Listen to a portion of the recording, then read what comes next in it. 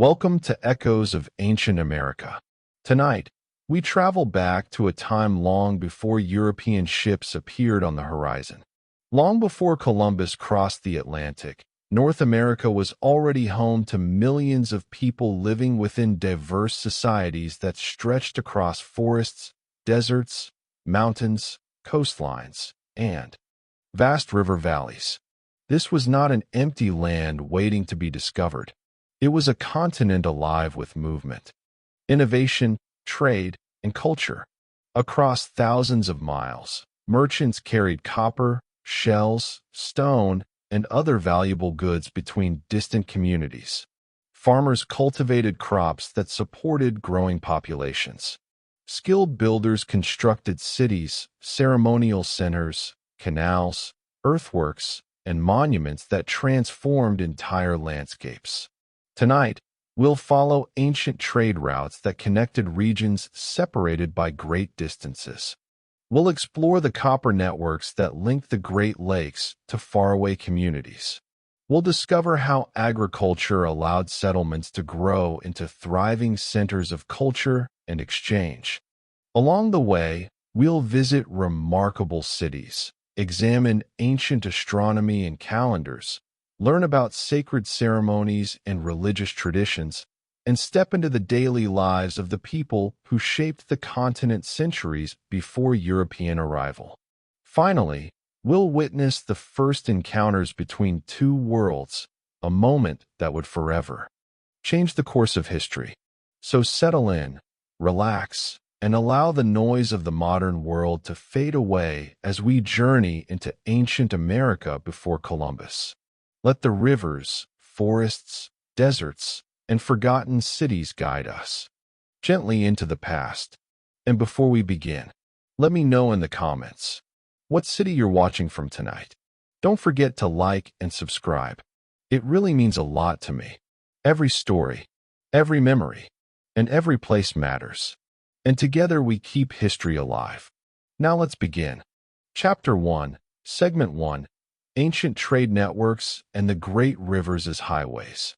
Long before European maps gave names to the rivers, mountains, and coastlines of North America, a vast network of connections already stretched across the continent, linking distant communities through trade, travel, diplomacy, and shared knowledge. To many modern people, it is easy to imagine ancient societies as isolated groups living within small territories, rarely interacting with those beyond the horizon. Yet the archaeological evidence tells a very different story. Centuries before Columbus crossed the Atlantic, North America was alive with movement. Along rivers, through forests, across prairies, over deserts, and beside coastlines, travelers carried goods and ideas between places separated by hundreds and sometimes thousands of miles. Imagine standing beside a river valley sometime around the year 1000 CE. The morning sun rises. Through a light mist drifting above the water, canoes emerge from the fog, moving steadily downstream. Inside are traders carrying carefully crafted goods gathered from distant regions. Some possess copper from the Great Lakes. Others carry marine shells collected along the Gulf Coast. There are bundles of finely worked stone, pottery, woven textiles, pigments, medicines, and ceremonial objects. Each item represents not merely a material resource, but a connection between people who may never meet face to face. Trade in ancient America was about far more than commerce. It was a way of building relationships, maintaining alliances, sharing information, and connecting communities across enormous distances. Archaeologists have discovered evidence of these networks throughout the continent. Marine shells found hundreds of miles inland reveal connections between coastal peoples and interior societies. Copper originating near the Great Lakes appears in archaeological sites far to the south. Obsidian from western Volcanic regions traveled great distances through exchange networks. Certain styles of pottery and decorative motifs spread across broad geographic areas, suggesting not only the movement of objects but also the movement of ideas. Every artifact recovered from the ground tells part of a larger story. A shell ornament discovered in an inland settlement may have changed hands dozens of times before reaching its final destination. A copper object might represent a chain of exchanges linking many communities together.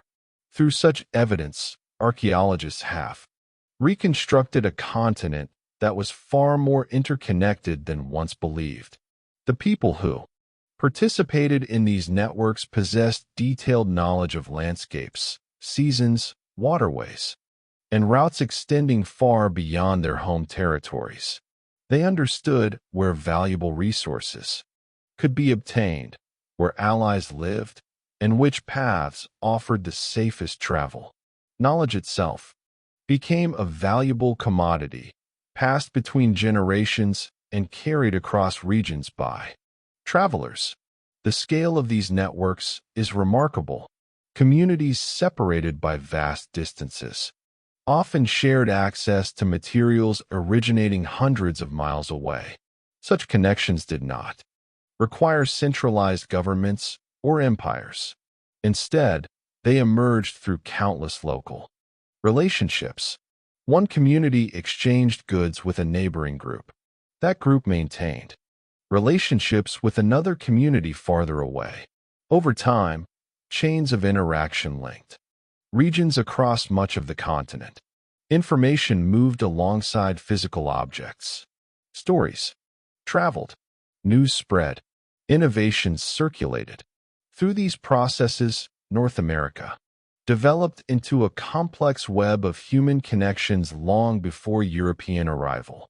Trade also influenced social and ceremonial life.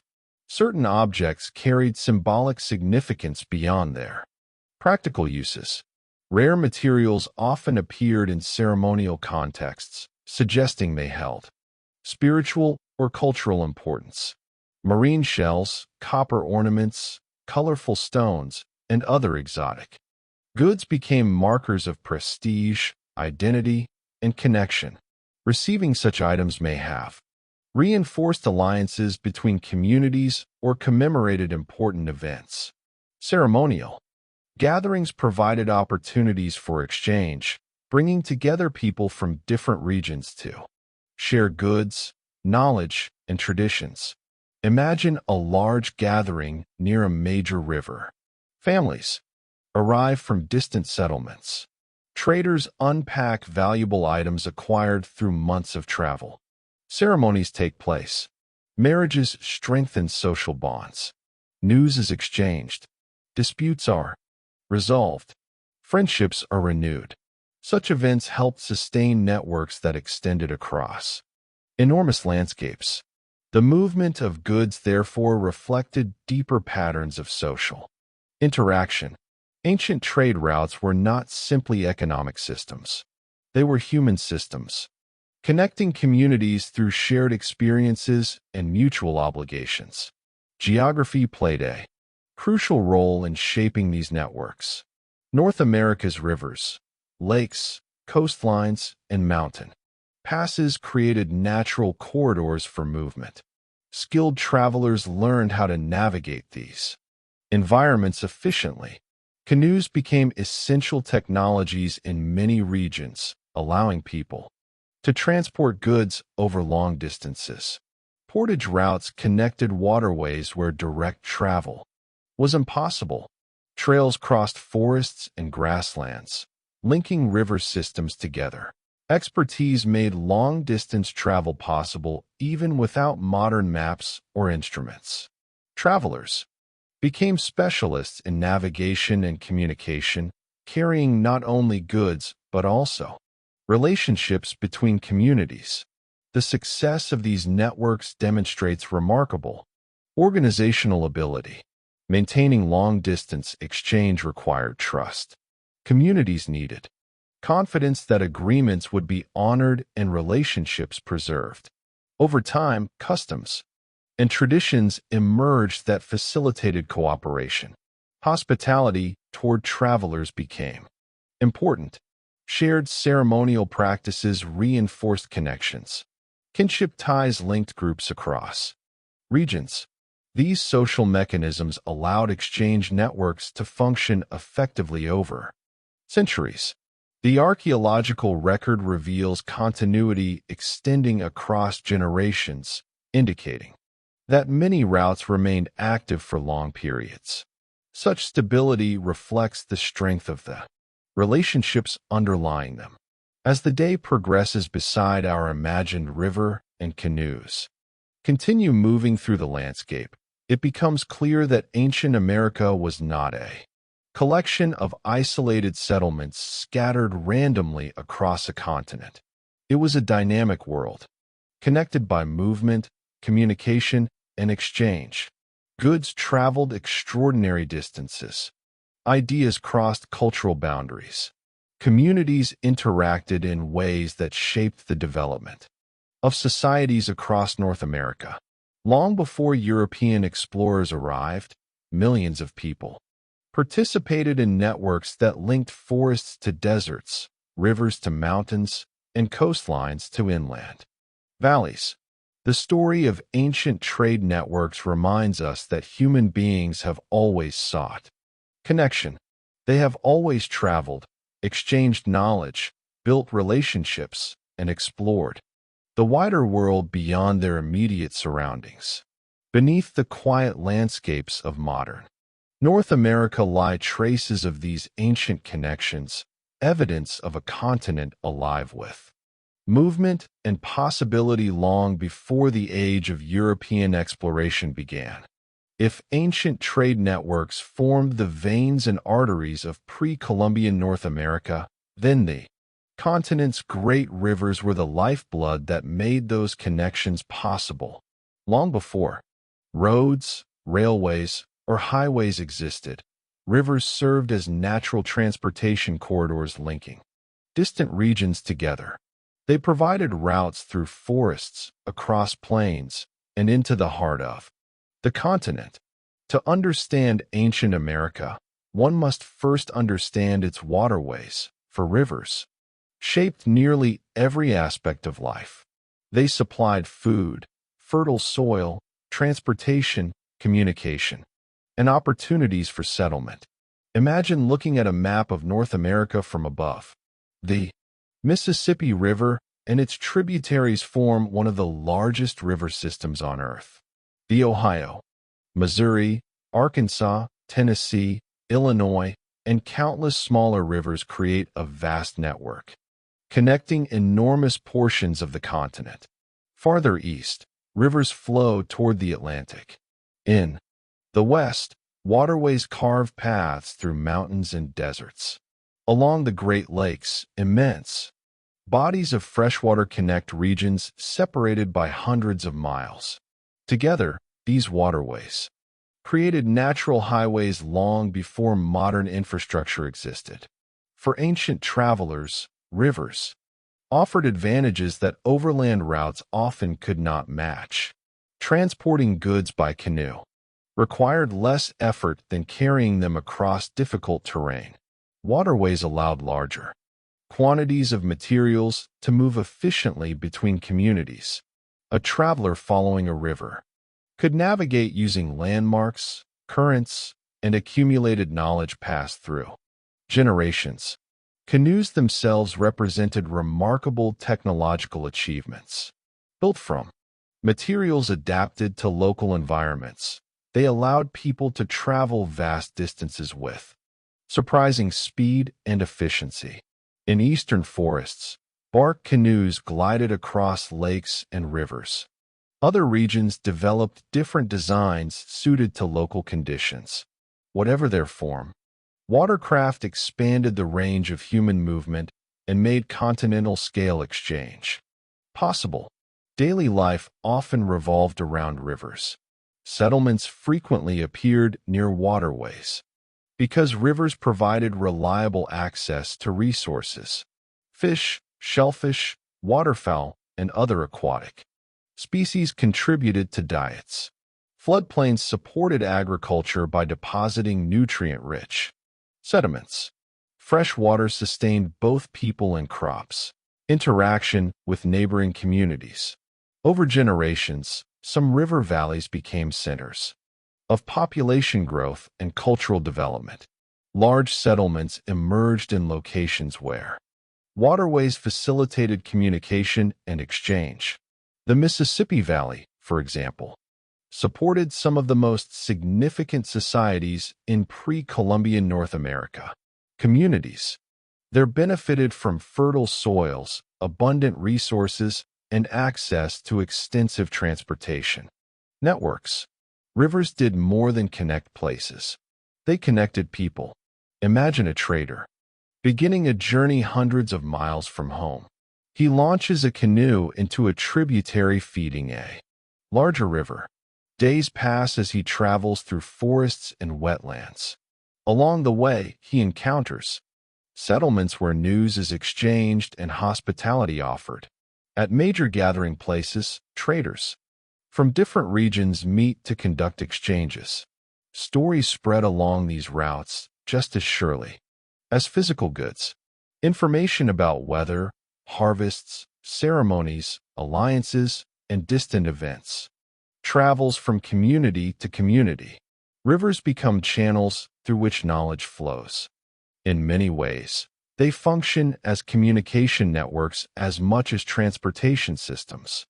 Certain locations gain special importance because of their positions within these networks. Places where rivers converged often became centers of trade and interaction. Travelers arriving from different directions could meet, exchange goods, and continue their journeys. Such locations encouraged cultural diversity and innovation. Ideas originating in one region could spread through repeated contact. Artistic styles, agricultural practices, ceremonial traditions, and technological innovations moved alongside traders. The result was a continent characterized by both regional diversity and long-distance connectivity. Rivers helped maintain that balance by facilitating movement while allowing communities to preserve local identities. Seasonal rhythms influenced travel as well. Water levels changed throughout the year. Floods could create opportunities or challenges. Ice affected northern waterways during winter. Experienced travelers understood these patterns intimately. They timed journeys according to environmental conditions and accumulated generations of ecological knowledge. Such expertise represented an important form of cultural inheritance. Young people learned routes, landmarks, and navigation techniques from elders. Through this process, practical knowledge remained alive across centuries. Rivers also held spiritual significance in many cultures. They were not viewed merely as transportation corridors or resource providers. Waterways often occupied important places within stories, ceremonies, and cosmologies. Certain locations became sacred because of their connections to ancestors, creation, traditions, or significant events. Traveling along rivers, therefore, involved moving through landscapes rich with cultural meaning. The physical and spiritual dimensions of waterways often intertwined, reinforcing their importance within daily life. Archaeological discoveries continue, revealing the extent of these river-based networks. Artifacts originating in distant regions appear at sites connected by waterways. Settlement patterns demonstrate the importance of river corridors. Ancient canoe routes can sometimes be reconstructed through a combination of archaeology, geography, and traditional knowledge. Every new discovery strengthens the picture of a continent interconnected through water. Far from being isolated societies, ancient communities participated in networks spanning enormous distances.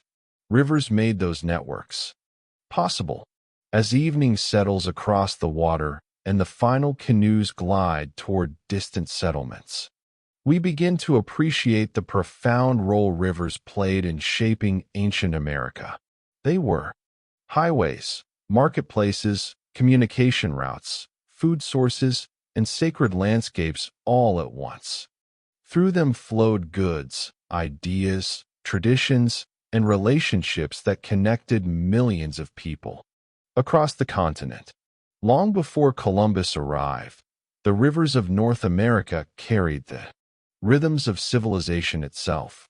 They linked communities into a vast human tapestry stretching from forests to plains, from lakes to coastlines, and from one generation to the next. Their waters still flow today, silent witnesses to a world of connection, movement, and discovery that existed centuries before European ships appeared on the horizon. Chapter 1, Segment 2, Copper Trade Routes and the Long-Distance Travelers. As dawn breaks across the northern shores of Lake Superior, a cool mist drifts above the water and settles among forests of pine, cedar, and birch. The landscape feels remote even today, but thousands of years ago it occupied a position of extraordinary importance within the ancient world of North America. Hidden among rocky outcrops and exposed cliffs lay one of the continent's most valuable resources, native copper. Unlike many metals that require complex smelting processes, native copper could often be found in relatively pure form, emerging naturally from the earth. For ancient peoples, this remarkable material offered possibilities unlike anything else available. It could be hammered into tools, ornaments, ceremonial objects, and symbols of status. Its reddish glow caught sunlight in ways stone could not. Its rarity enhanced its value. Over time, copper became one of the most important commodities moving through North America's ancient trade networks, linking distant communities across forests, rivers, and plains. 2. Understand the significance of these copper routes. Imagine standing beside a mining site near Lake Superior around 4,000 years ago. Small groups of workers carefully extract copper from exposed deposits using stone hammers and other tools. The work requires knowledge passed through generations. People understand where copper can be found, how it can be removed, and how it can be shaped without breaking. Nearby, skilled craftspeople begin transforming raw metal into useful forms. Some objects serve practical purposes. Others are created specifically for ceremonial exchange. The material itself carries meaning beyond its utility. Copper becomes a connection between people and place, between local communities and the wider world beyond the horizon. What makes the story truly remarkable is not merely the extraction of copper, but the extraordinary distances it traveled. Archaeologists have discovered copper artifacts originating from the Great Lakes region hundreds and sometimes thousands of miles from their source.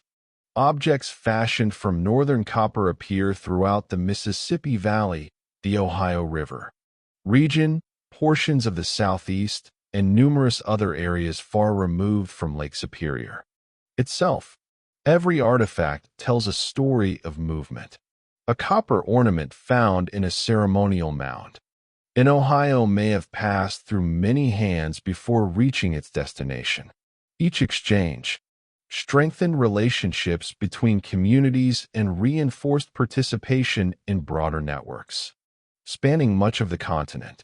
The movement of copper reveals a world far more interconnected than many people once imagined. Long before horses, wheeled vehicles, or modern transportation existed, ancient North Americans successfully moved valuable materials across enormous distances.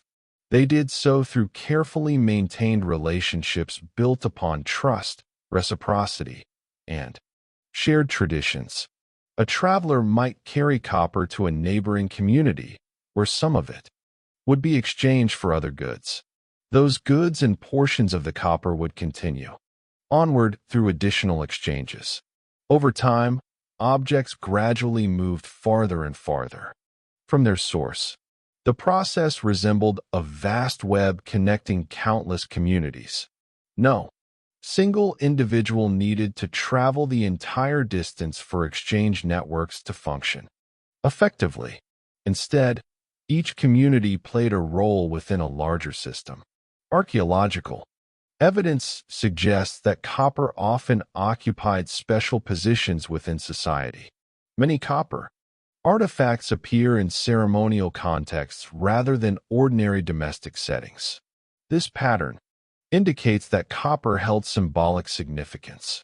Its rarity and visual appeal likely associated it with prestige, spirituality, leadership, or ancestral traditions. Some objects show little evidence of practical use, suggesting they were valued primarily for what they represented rather than what they could accomplish physically. Receiving copper from distant regions may have signaled participation in broader cultural networks. Possessing such items connected communities to landscapes and people far beyond their immediate surroundings. In this sense, copper functioned not merely as a material resource, but as a social and cultural bridge. The routes through which copper traveled often followed natural corridors created by rivers and lakes. Canoes played essential roles in transportation. Waterways linked the Great Lakes to interior river systems, creating opportunities for movement across vast geographic areas. Travelers developed detailed knowledge of these routes.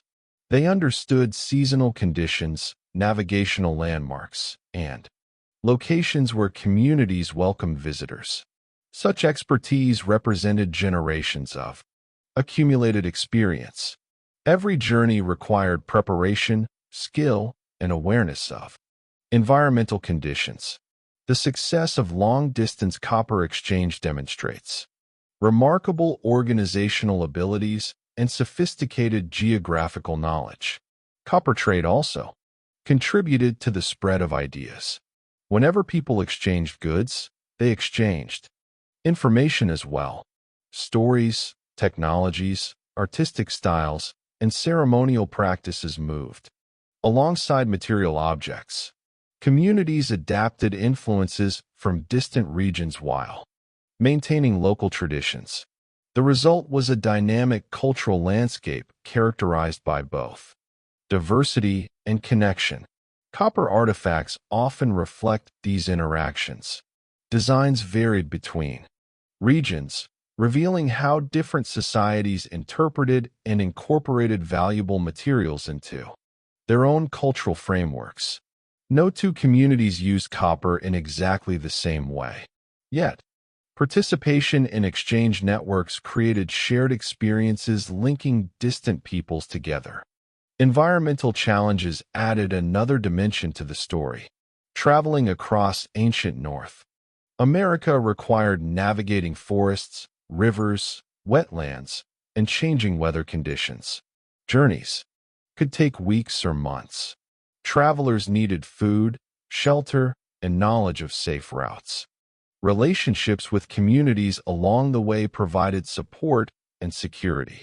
Hospitality became an important aspect of long-distance exchange.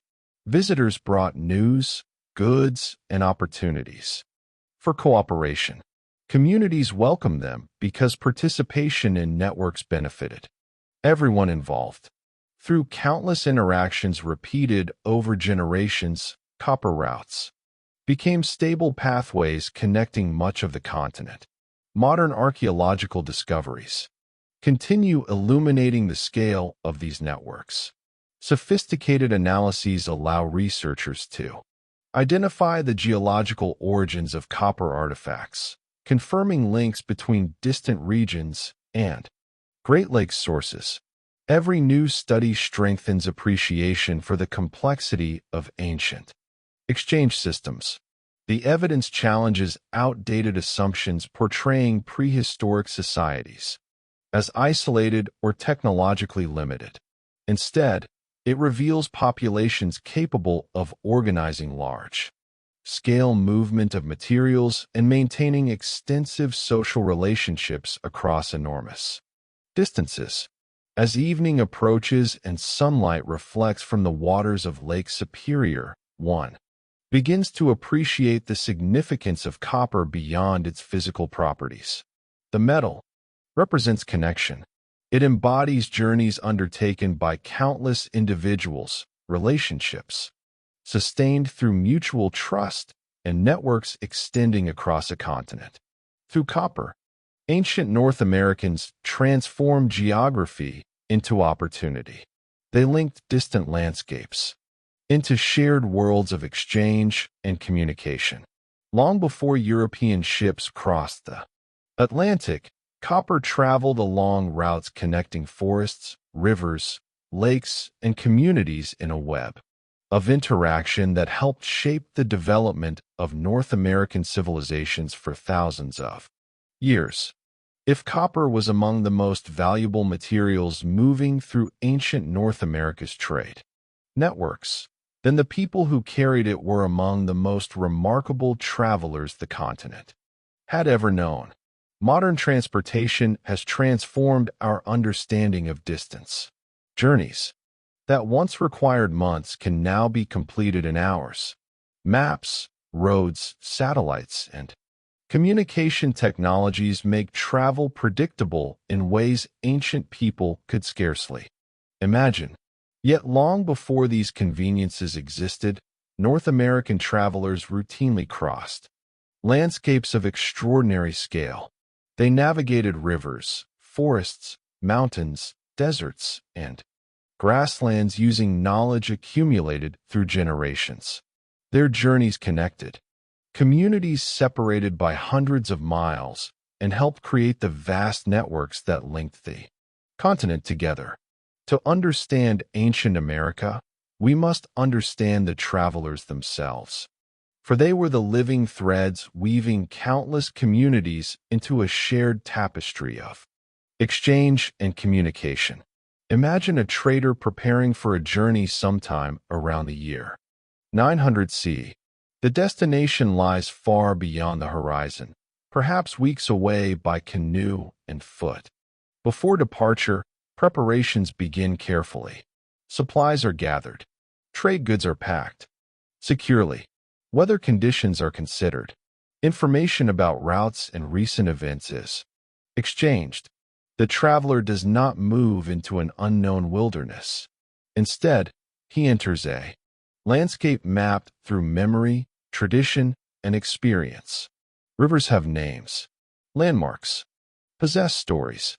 Communities along the route maintain relationships extending back generations. Every stage of the journey reflects knowledge accumulated over centuries. Ancient travelers were not wandering randomly through unfamiliar territory. They were navigating complex social and environmental worlds. The distances they covered could be astonishing. Archaeological evidence demonstrates that goods moved between regions separated by hundreds and sometimes thousands of miles. Such movement required people willing and able to travel long distances repeatedly. Some individuals likely specialized in exchange, developing expertise that distinguished them within society. Others participated in journeys connected to ceremonies, diplomacy, migration, or family relationships. Travel served many purposes simultaneously. A trader carrying copper might also deliver news, strengthen alliances, visit relatives, and participate in ceremonial gatherings. The boundaries between economic, social, and spiritual activities were often less rigid than modern categories suggest. Journeys became opportunities for maintaining the relationships that sustained entire networks. Rivers remained the primary highways of ancient America. Canoes allowed travelers to move efficiently through landscapes where overland routes might prove difficult. Yet water travel alone could not connect every destination. Portage routes required carrying canoes and supplies between waterways.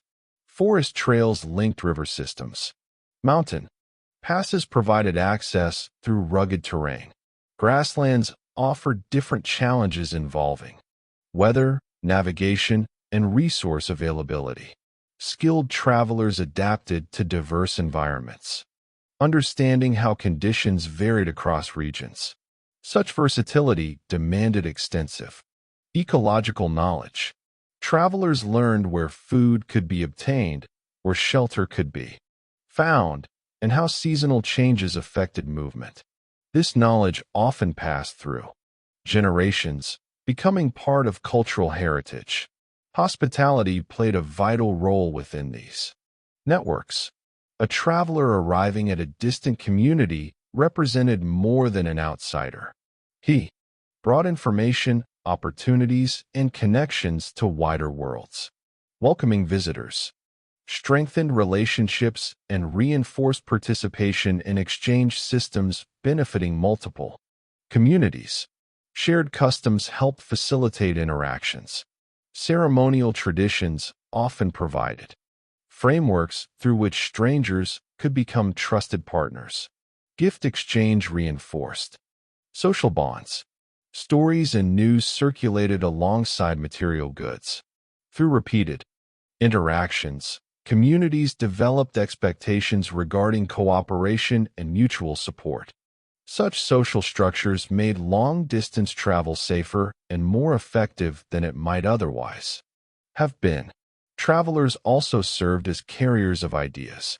Every journey created opportunities for cultural exchange. New technologies spread through contact. Artistic styles moved between regions. Agricultural knowledge circulated. Religious concepts traveled alongside people and objects. A trader returning home brought more than physical goods. He carried observations, experiences, and information acquired during the journey. Communities learned about distant places through such exchanges. In this way, travelers helped shape intellectual and cultural development across the continent. They connected not only economies, but also imaginations. The world became larger and more interconnected because people moved through it.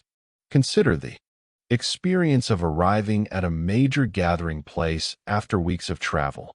Canoes line the shoreline. Smoke rises from numerous campfires. People representing different communities exchange greetings. Goods from distant regions are displayed for trade. Ceremonies begin as old friendships are renewed and new relationships established. Such gatherings functioned as hubs within broader networks.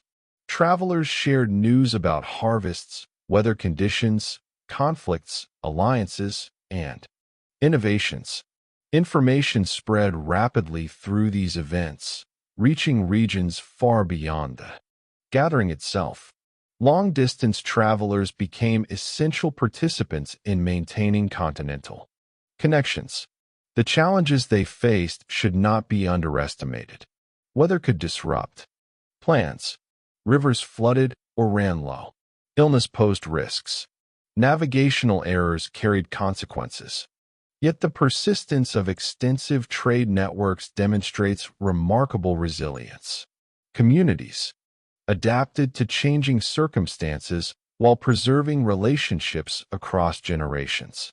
The success of these systems depended upon trust, cooperation, and shared commitments extending far beyond individual journeys.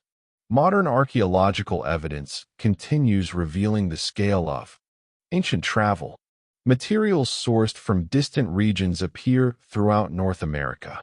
Isotopic analyses sometimes identify individuals who spent portions of their lives far from where they were ultimately buried.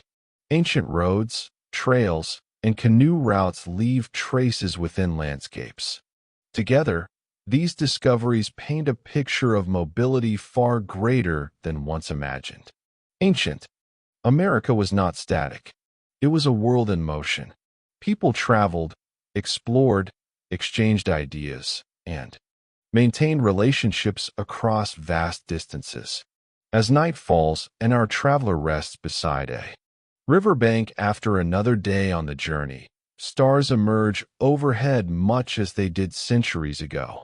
Somewhere ahead lies the next community, the next exchange, the next opportunity to strengthen connections linking distant regions together. Behind him stretch countless miles already traveled. Through such journeys, ancient North Americans created one of the most extensive systems of human interaction in the pre-Columbian world. Their travels connected landscapes, communities, and generations.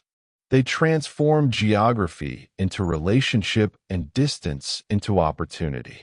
Long before Columbus arrived, the continent was already alive with movement, shaped by travelers whose footsteps, paddle strokes, and shared stories helped weave together the rich and interconnected world of ancient America.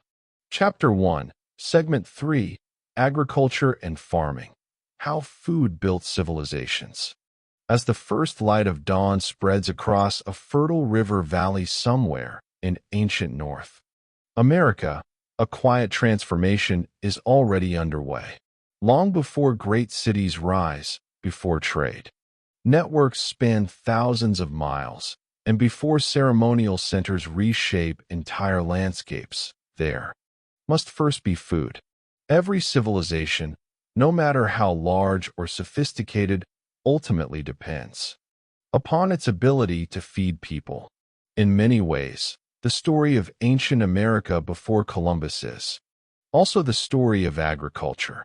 It is the story of how generations of farmers learned to work with the land, observe seasonal cycles, cultivate crops, and create stable food supplies capable of supporting growing populations. These achievements may seem ordinary when compared with monumental architecture or long-distance trade, yet agriculture was among the most revolutionary developments in human history. Without it, many of the remarkable societies we have explored could never have emerged. To understand its importance, imagine North America thousands of years ago. Across forests, grasslands, deserts, and river valleys, people lived in diverse ways. Many communities relied upon hunting, fishing, and gathering wild plants. These lifeways were highly successful and often persisted alongside agriculture for centuries. Yet in certain regions, people began experimenting with cultivation. They observed how seeds sprouted, how plants responded to rainfall, and how different environments influence growth. Through generations of careful observation and experience, they gradually transformed wild species into reliable crops. This process did not happen overnight. It unfolded slowly across centuries, shaped by countless individual decisions and accumulated knowledge. Among the most important crops was maize, or corn. Originally domesticated much farther south in Mesoamerica, maize eventually spread northward through networks of exchange and cultural interaction. As communities adopted and adapted it, maize became one of the foundational crops of North American agriculture. Yet corn rarely stood alone. Farmers often cultivated beans and squash alongside it, creating what some traditions later described as the Three Sisters. These crops complemented one another in remarkable ways. Corn provided support structures for climbing bean plants. Beans helped replenish nutrients within the soil. Squash spread across the ground, reducing weed growth and helping retain moisture. Together, they formed an efficient agricultural system capable of producing substantial yields. Imagine a summer morning within a farming community along a river floodplain. Families move through fields as sunlight illuminates rows of corn swaying gently in the breeze. Children help with daily tasks while elders share knowledge accumulated over generations. Every aspect of farming requires attention. Planting must occur at appropriate times. Weather patterns are monitored carefully. Soil conditions influence decisions. Pest management relies upon experience and observation. Successful agriculture demands both practical skill and deep understanding of local environments. Farmers become experts in seasonal rhythms. They learn when rivers are likely to flood, when rains typically arrive, and which areas produce the best harvests.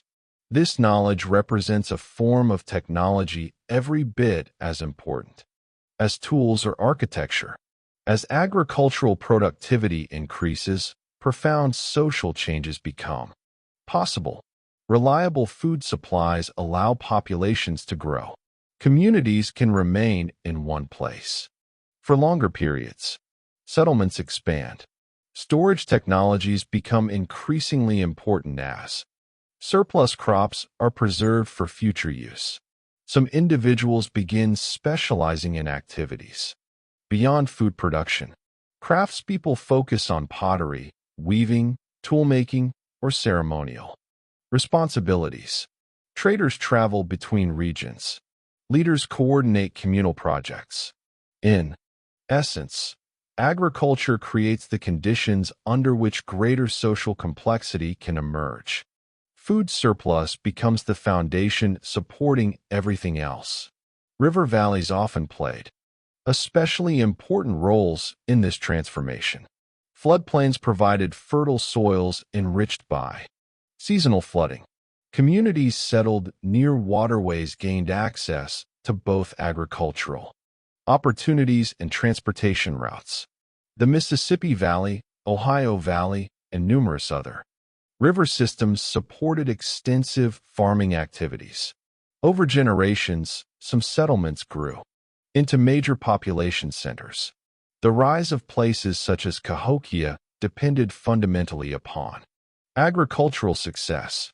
Tens of thousands of people could not gather in a single location without systems capable of producing sufficient food. Every mound constructed, every ceremonial gathering organized, and every trade network maintained ultimately rested upon the labor of farmers working fields across surrounding landscapes. Agriculture also influenced cultural and spiritual life. Seasonal cycles shaped ceremonies and communal activities. Planting and harvest became moments of collective significance. Many societies developed traditions honoring the forces believed responsible for agricultural success.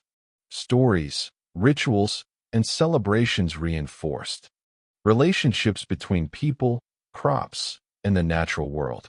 Farming was not viewed merely as economic activity. It often occupied a central place within broader understandings of life, community, and responsibility. The land itself became a partner requiring respect, knowledge, and care. Different regions developed distinct agricultural strategies adapted to local environments. In arid portions of the Southwest, communities constructed irrigation systems to manage scarce water resources.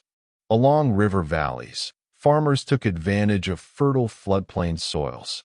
Woodland communities balanced cultivation with hunting, fishing, and gathering. Such diversity reflects the remarkable adaptability of North American societies. There was no single model of agriculture. Instead, communities developed solutions appropriate to their specific circumstances. This flexibility contributed to the resilience of many societies across centuries of environmental change.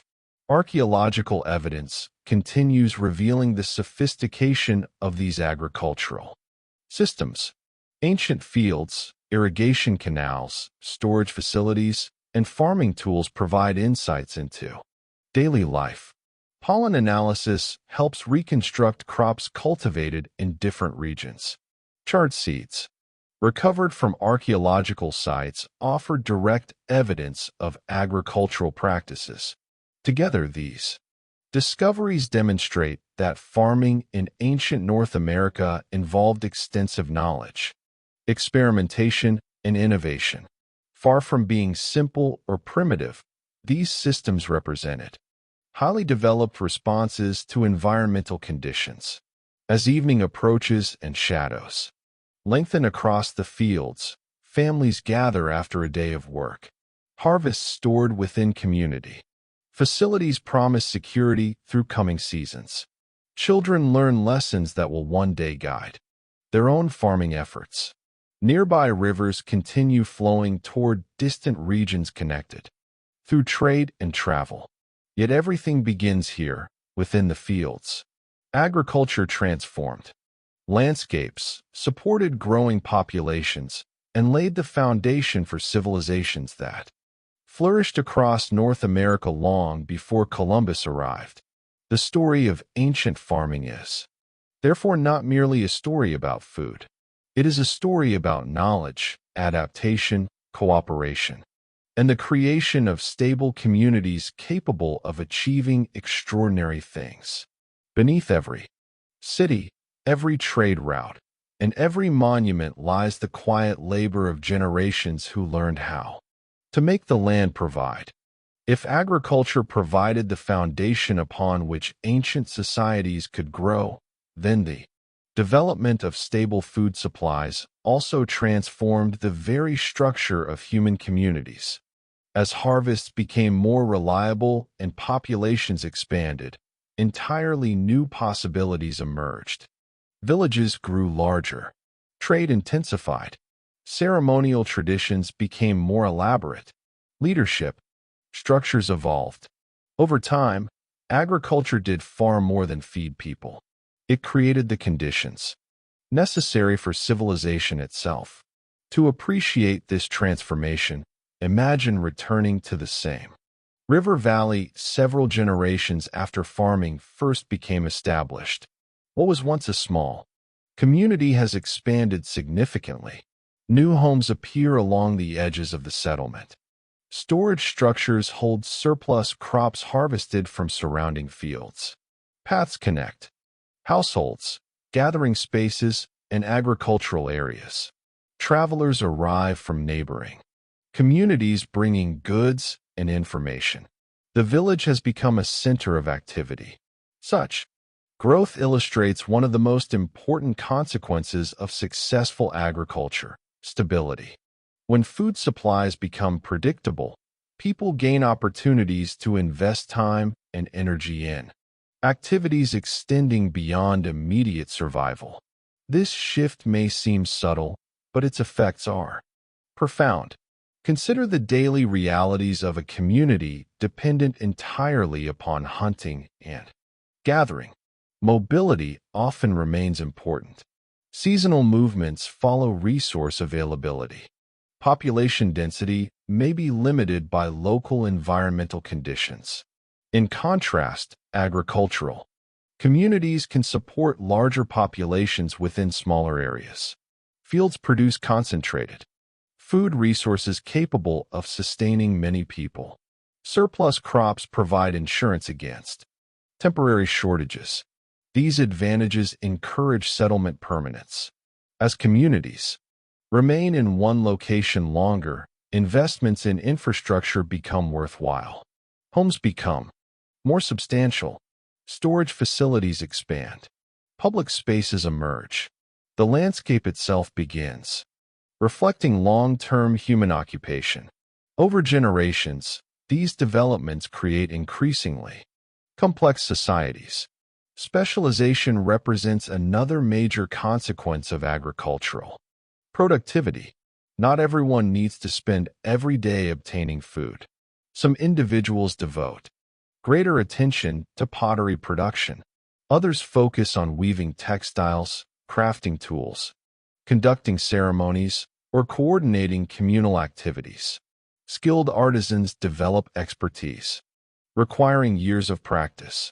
Traders establish relationships extending across regions. Religious leaders oversee ceremonies connected to seasonal cycles and community identity. Such Specialization contributes to cultural richness and social complexity. Agriculture makes these developments possible because food surpluses support people engaged in activities other than farming. The emergence of large ceremonial centers demonstrates this process clearly. Monumental construction projects require significant labor. Building mounds, plazas, canals, or large public structures demands coordination and resources. Communities capable of organizing such efforts generally possess reliable food supplies supporting workers throughout construction. Cahokia offers a striking example. At its peak, the city contained thousands of inhabitants living within a landscape transformed by human effort. Massive earthworks rose above surrounding areas. Public plazas hosted gatherings and ceremonies. Trade networks connected the city to distant regions. None of this could have existed without extensive agricultural production occurring throughout the surrounding countryside. Farmers provided the surplus necessary to sustain urban populations and support large-scale projects. Similar patterns appeared elsewhere. Across North America, in the Southwest, agricultural innovations supported communities living within challenging environments. Irrigation systems allowed farmers to cultivate crops in arid regions. Water management became essential. Communities cooperated to maintain canals and distribute resources effectively. Such efforts required organization and collective responsibility. Agriculture therefore influenced not only economies but also social relationships. Successful farming often depended upon cooperation extending beyond individual households. Shared labor strengthened community bonds and reinforced collective identities. Food storage further transformed society. Surplus crops preserved for future use reduced vulnerability to short-term environmental fluctuations. Communities developed methods for protecting harvests from pests, moisture, and spoilage. Stored food represented security, but it also created new responsibilities. Decisions regarding distribution, management, and access became increasingly important. Leadership structures sometimes emerged partly in response to these challenges. Coordinating communal resources required trust and accountability. Through such processes, agriculture influenced political as well as economic development. Trade expanded alongside agricultural growth. Surplus food supported travelers and facilitated exchange networks. Communities producing reliable harvests could participate more extensively in regional interactions. Goods moved between settlements. Ceremonial gatherings attracted participants from distant areas. Information spread through expanding networks. Agriculture thus strengthened the connections, linking different regions together. Food became one component within broader systems of exchange supporting cultural development across the continent. Yet agriculture was never solely about production. It remained deeply connected to identity and worldview. Many communities viewed farming as part of a reciprocal relationship with the natural world. Ceremonies honored seasonal cycles. Stories explained the origins of important crops. Rituals accompanied planting and harvest. Agricultural knowledge carried cultural significance extending far beyond practical techniques. Elders taught younger generations not only how to cultivate crops, but also how to understand their responsibilities toward land and community. This integration of practical and spiritual knowledge helped sustain agricultural traditions across centuries. Environmental challenges occasionally tested these systems. Droughts, floods, temperature fluctuations, and other factors influenced harvests. Successful communities adapted through flexibility and accumulated experience. Some diversified food sources. Others modified agricultural techniques. Trade networks provided access to resources when local conditions proved difficult. The resilience of many ancient societies reflects their ability to respond creatively to changing circumstances. Agriculture was never static. It evolved continuously as people learned from experience and adjusted to environmental realities. Modern archaeological research continues, revealing the sophistication of these agricultural civilizations. Ancient irrigation systems, field patterns, storage facilities, and botanical remains offer glimpses into worlds shaped by farming. Scientists analyze pollen, seeds, and soil chemistry to reconstruct past agricultural practices.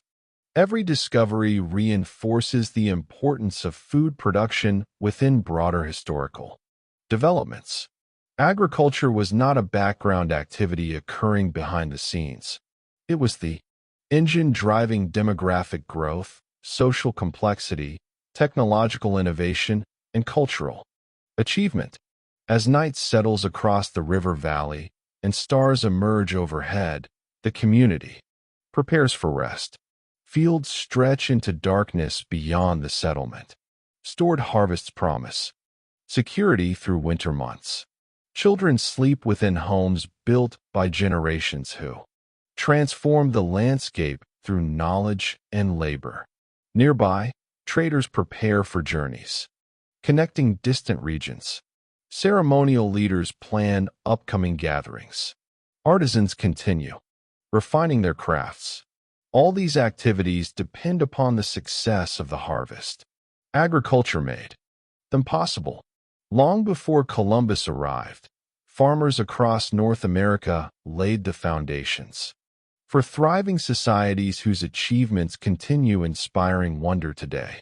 Their work shaped not only landscapes, but also the course of history itself. Chapter 2, Segment 1, Early Cities of Ancient America and the Rise of Urban Communities. As the morning sun rises over the broad river valleys of ancient North America, a scene begins to unfold that many people today would find surprising. Long before European ships crossed the Atlantic, long before modern nations existed, and long before many of the famous cities of the modern world were founded, large urban communities were already thriving across parts of the continent. For generations, popular history often portrayed pre-Columbian North America as a land populated only by small villages scattered across vast wilderness. Yet archaeology has revealed a far more complex reality. Ancient America contained towns, ceremonial centers, regional capitals, and even cities whose populations rivaled or exceeded many contemporary settlements elsewhere in the world. These urban communities emerged gradually through centuries of agricultural development, trade, cooperation, and cultural innovation.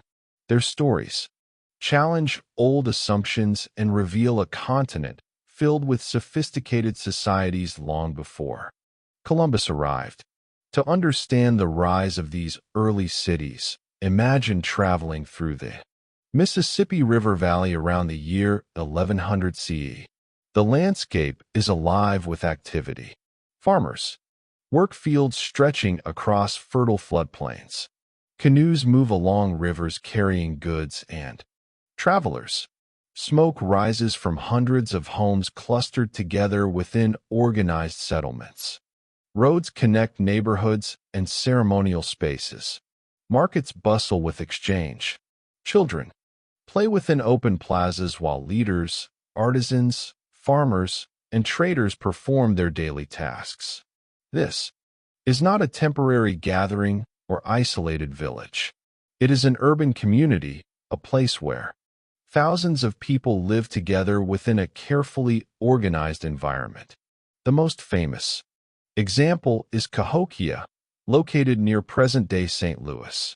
At its height, Cahokia may have contained a population of 20,000 or more people, making it one of the largest cities North of Mexico, standing within Cahokia during its peak would have been an extraordinary experience. The city spread across a vast area dominated by monumental earthen mounds. The largest, known today as Monk's Mound, rose more than 100 feet above the surrounding landscape and covered approximately 14 acres. From its summit, one could look out across neighborhoods, plazas, ceremonial areas, and agricultural fields extending toward the horizon. The scale of construction required immense labor and organization. Thousands of people carried baskets of earth, shaping the landscape through collective effort. Such achievements demonstrate not only engineering skill, but also the social structures necessary to coordinate large populations. Yet Cahokia did not emerge suddenly. Like all cities, it developed gradually. Agriculture provided the foundation. Reliable food supplies allowed populations to grow. Trade networks connected communities across great distances. Ceremonial traditions brought people together. Over generations, settlements expanded into increasingly complex centers of activity. The rise of urban communities reflected the cumulative efforts of countless individuals making decisions about where to live, how to cooperate, and how to organize society. Every house built, every field cultivated, and every relationship maintained contributed to the growth of larger communities. Urban life transformed daily experience in significant ways. Living among thousands of people created opportunities unavailable within smaller settlements. Artisans could specialize in pottery, weaving, toolmaking, or ceremonial crafts. Traders facilitated exchanges connecting distant regions. Religious leaders organized gatherings and rituals. Public spaces encouraged interaction. Among diverse groups, ideas circulated more rapidly. Innovation flourished. Cities became centers of culture, communication, and creativity. At the same time, urban living introduced challenges. Food production needed to support large populations. Waste required management. Social conflicts demanded resolution. Leadership structures evolved partly in response to these complexities. Maintaining urban communities required cooperation on scales rarely necessary. Within smaller villages, architecture played an important role in expressing civic identity. Monumental construction projects transformed landscapes and reinforced shared values. In Cahokia, earthworks defined public spaces and ceremonial centers. Other regions developed different architectural traditions. In the Southwest, communities constructed multi-story buildings from stone and adobe. Places such as Chaco Canyon contained massive structures housing hundreds of rooms. These buildings required careful planning, extensive labor, and sophisticated knowledge of engineering. They served not merely as residences, but as focal points for social, ceremonial, and political life. Architecture communicated messages about community identity, leadership, and relationships with the surrounding world. Trade contributed significantly to urban growth. Cities often occupied strategic locations within broader exchange networks. Cahokia benefited from its position near major river systems connecting much of the continent. Flowed into the city from distant regions. Marine shells, copper, stone materials, and other valuable resources arrived through trade routes spanning hundreds of miles. These exchanges enriched urban life and strengthened connections between communities. Cities became gathering relationships. Cultural diversity likely characterized many urban centers. Travelers brought new ideas alongside physical goods. Religion and ceremony helped integrate populations within growing cities. Public rituals reinforced social bonds and provided opportunities for collective participation.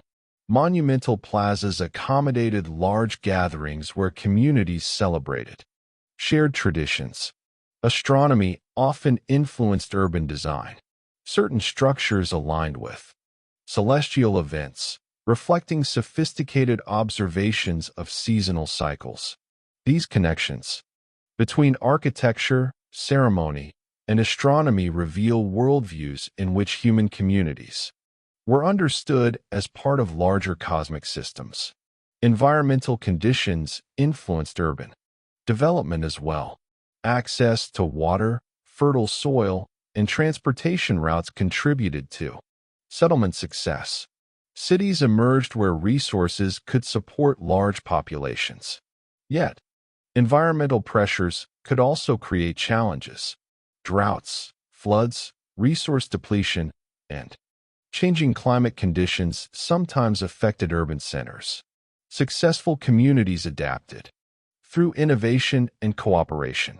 When adaptation proved difficult, populations shifted or reorganized. The histories of ancient cities therefore reflect both achievement and resilience. Archaeological discoveries continue expanding understanding of urban life in pre-Columbian North America. Excavations reveal residential neighborhoods, public buildings, workshops, and ceremonial spaces. Analysis of artifacts provides insights into daily activities, trade relationships, and social organization. Every discovery challenges outdated stereotypes portraying ancient North America as sparsely populated or culturally simple. Instead, the evidence reveals societies capable of creating complex urban environments supporting thousands of inhabitants. As the afternoon sun shines across plazas filled with activity and shadows stretch from monumental structures, it becomes clear that ancient American cities were remarkable achievements. Generations of accumulated knowledge, cooperation, and vision. Long before Columbus arrived, urban communities flourished across portions of the continent, demonstrating that civilization took many forms and emerged in many places. The rise of these cities reminds us that North America's history is far richer and more interconnected than many people once believed. Beneath modern landscapes lie traces of worlds where thousands lived, worked, traded, celebrated, and dreamed together within communities that transformed the continent centuries before European arrival. As evening approaches and the bustling activity of ancient cities begins to slow, another important question emerges. How exactly did small villages transform into large urban communities? Cities do not appear suddenly. They are the result of long processes unfolding across generations. Understanding the rise of urban communities requires looking beyond monumental structures and population numbers to examine the deeper forces shaping social development. Agriculture, trade, leadership, religion, environmental adaptation, and human cooperation all played essential roles. Together, these factors transformed scattered settlements into organized centers capable of supporting thousands of people. The story of urbanization in ancient America is therefore not simply a story about cities. It is a story about how human beings learned to live together on increasingly large scales. Imagine a modest farming village located beside a river several centuries before it becomes a regional center. A few dozen families cultivate nearby fields. Homes cluster around shared spaces where daily interactions occur. People know one another personally. Decisions are made through relationships built upon kinship, tradition, and cooperation. Over time, successful harvests support population growth. Additional families arrive. New homes appear. Trade relationships expand. The settlement becomes increasingly important within local, gradually enough that those living through it scarcely notice the transformation. Yet over generations, the cumulative effects become profound. Population growth creates both opportunities and challenges. Larger communities possess greater labor resources. Public projects become possible. Defensive structures, ceremonial centers, irrigation systems, roads, and storage facilities can be constructed through collective effort. At the same time, increasing population density requires new forms of organization. Disputes must be resolved. Resources need management. Cooperation becomes more complex. Communities respond by developing social institutions capable of coordinating larger numbers of people. Leadership structures emerge or become more formalized. Ceremonial traditions help reinforce shared identities. Public spaces provide locations where collective decisions and gatherings occur. Through such developments, social complexity increases alongside population size.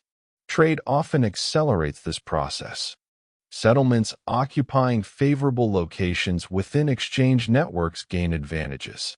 Travelers arrive carrying goods and information. Markets develop. Specialized production becomes worthwhile because artisans can exchange their work for food and other necessities. Economic diversity grows. Certain communities become regional hubs connecting multiple trade routes. Their influence expands accordingly. Access to valuable resources further enhances importance. Locations near major rivers, fertile agricultural land, or strategic transportation corridors frequently attract larger populations. Geography and human decision-making interact continuously in shaping urban growth. Religion and ceremony contribute in equally important ways. Shared beliefs help unite diverse populations. Public rituals create opportunities for collective participation. Monumental architecture often emerges within ceremonial contexts, reinforcing community identity and providing visible symbols of shared purpose. Large gatherings attract visitors from surrounding regions, strengthening social networks and encouraging further growth. In many ancient societies, political authority, religious leadership, and ceremonial activities were closely connected. Understanding urban development, therefore, requires recognizing the central role of belief systems in shaping social organization. Environmental adaptation also influences urbanization. Successful communities learn how to manage local resources effectively.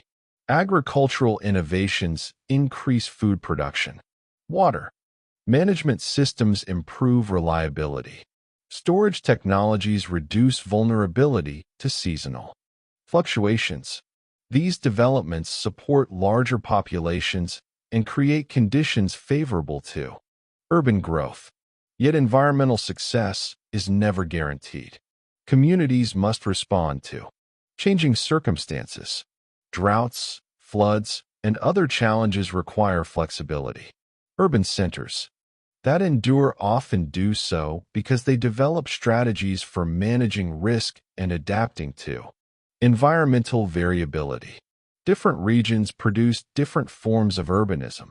Cahokia represents one model characterized by monumental earthworks and large populations, concentrated within river valleys. Chaco Canyon illustrates another, involving extensive architectural complexes connected to broader regional networks. Southwestern communities developed distinctive approaches suited to arid environments. Urbanization was not a single process unfolding identically everywhere. Instead, societies adapted general principles to local conditions. This diversity demonstrates the creativity and flexibility of ancient North American cultures. Daily life within growing urban communities became increasingly specialized. Farmers continued providing food, but many residents focused on other activities. Potters created vessels, for storage and cooking. Weavers produced textiles. Builders constructed homes and public structures. Religious leaders organized ceremonies. Traders maintained long-distance relationships. Administrators coordinated communal projects. Such specialization increased efficiency and cultural richness. Cities became places where knowledge accumulated and circulated. Innovation often emerged through interactions among people with different skills and experiences. Archaeological evidence provides remarkable insights into these processes. Residential neighborhoods reveal patterns of social organization. Public architecture reflects communal priorities. Workshops indicate specialized production. Imported goods demonstrate participation in broader exchange networks. Human remains offer clues regarding diet, health, and population movement. Together, these lines of evidence allow researchers to reconstruct the growth of urban communities with increasing detail. The picture that emerges is one of dynamism, rather than simplicity. Ancient American cities were vibrant environments shaped by countless decisions made across generations. One particularly important lesson concerns cooperation. Large urban communities require extensive collaboration. Monumental construction projects, agricultural systems, trade networks, and ceremonial gatherings all depend upon people working together toward shared goals. The success of ancient cities reflects not only leadership or technology, but also the willingness of individuals and communities to participate in collective endeavors. Urbanization becomes possible when cooperation expands beyond immediate families and local groups to encompass broader populations. This achievement should not be underestimated. It represents one of humanity's most significant accomplishments. As night falls across the city and fires illuminate plazas where conversations continue beneath the stars, the scale of what has been created becomes apparent. Thousands of people share a common landscape shaped through generations of effort. Roads connect neighborhoods. Markets facilitate exchange. Ceremonial structures rise against the dark sky. Beyond the city, fields provide food, sustaining urban life. Rivers carry travelers and goods toward distant regions. Everything is interconnected. The rise of urban communities transformed ancient North America, creating centers of culture, innovation, and cooperation whose influence extended far beyond their physical boundaries. Long before European arrival, these cities demonstrated the capacity of human societies to organize, adapt, and thrive on remarkable scales. Their legacy remains visible today in the archaeological landscapes that continue revealing new insights into a continent rich with history, achievement, and complexity. Chapter 2, Segment 2, Astronomy and Calendars, Observing the Sky. As daylight fades across the landscapes of ancient North America and the first stars begin appearing above forests, deserts, grasslands, and river valleys, another world slowly reveals itself. For countless generations before the arrival of Europeans, people across the continent looked upward and found meaning in the movements of the heavens. The sky served as a clock, a calendar, a guide, a source of stories, and a bridge connecting everyday life to something larger than the human world. Long before telescopes, satellites, or modern astronomy existed, indigenous societies carefully observed the sun, moon, planets, and stars, developing sophisticated systems of knowledge that helped organize agriculture, ceremonies, travel, and community life. To modern observers, it can be tempting to imagine astronomy as a purely scientific activity separated from religion, culture, and daily existence. In ancient America, however, these boundaries rarely existed. Observing the sky was woven into nearly every aspect of life. The rising sun influenced planting seasons. The phases of the moon helped structure ceremonies. Particular stars signaled seasonal changes. Celestial events became markers around which communities organized their activities. Knowledge of the heavens represented both practical expertise and sacred understanding. Imagine standing beside a farming community somewhere in the Mississippi Valley nearly 1,000 years ago. The harvest season is approaching. Families gather during the evening as elders point toward the horizon and discuss the positions of familiar celestial bodies. Certain stars appear at predictable times each year. Their arrival confirms what generations of observation have already taught. Seasonal transitions are underway. Preparations must begin. This knowledge does not emerge from written books or formal observatories in the modern sense. Instead, it comes from centuries of careful watching, remembering, and teaching. Each generation inherits observations accumulated by those who came before. The sky becomes a vast archive preserving patterns visible to anyone patient enough to observe them. One of the most important celestial bodies was the sun. Across North America, societies paid close attention to the changing positions of sunrise and sunset throughout the year. The sun did not rise from exactly the same location every morning. Instead, its position shifted gradually along the horizon as seasons changed. At the summer solstice, the sun reached its northernmost point. At the winter solstice, it appeared at its southernmost position. Between these extremes lay the equinoxes, when day and night were approximately equal in length. By tracking these movements, communities could establish reliable seasonal calendars. Such knowledge proved invaluable for agriculture. Planting too early or too late carried risks.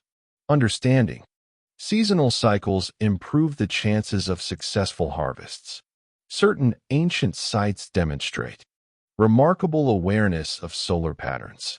Archaeologists have identified alignments within structures, plazas, and earthworks that correspond to significant solar events. These alignments suggest deliberate planning rather than coincidence. Builders incorporated astronomical knowledge directly into the landscapes they created. Consider Cahokia, one of the largest cities in pre-Columbian North America. Near the city stood a series of timber circles known today as Woodhenge.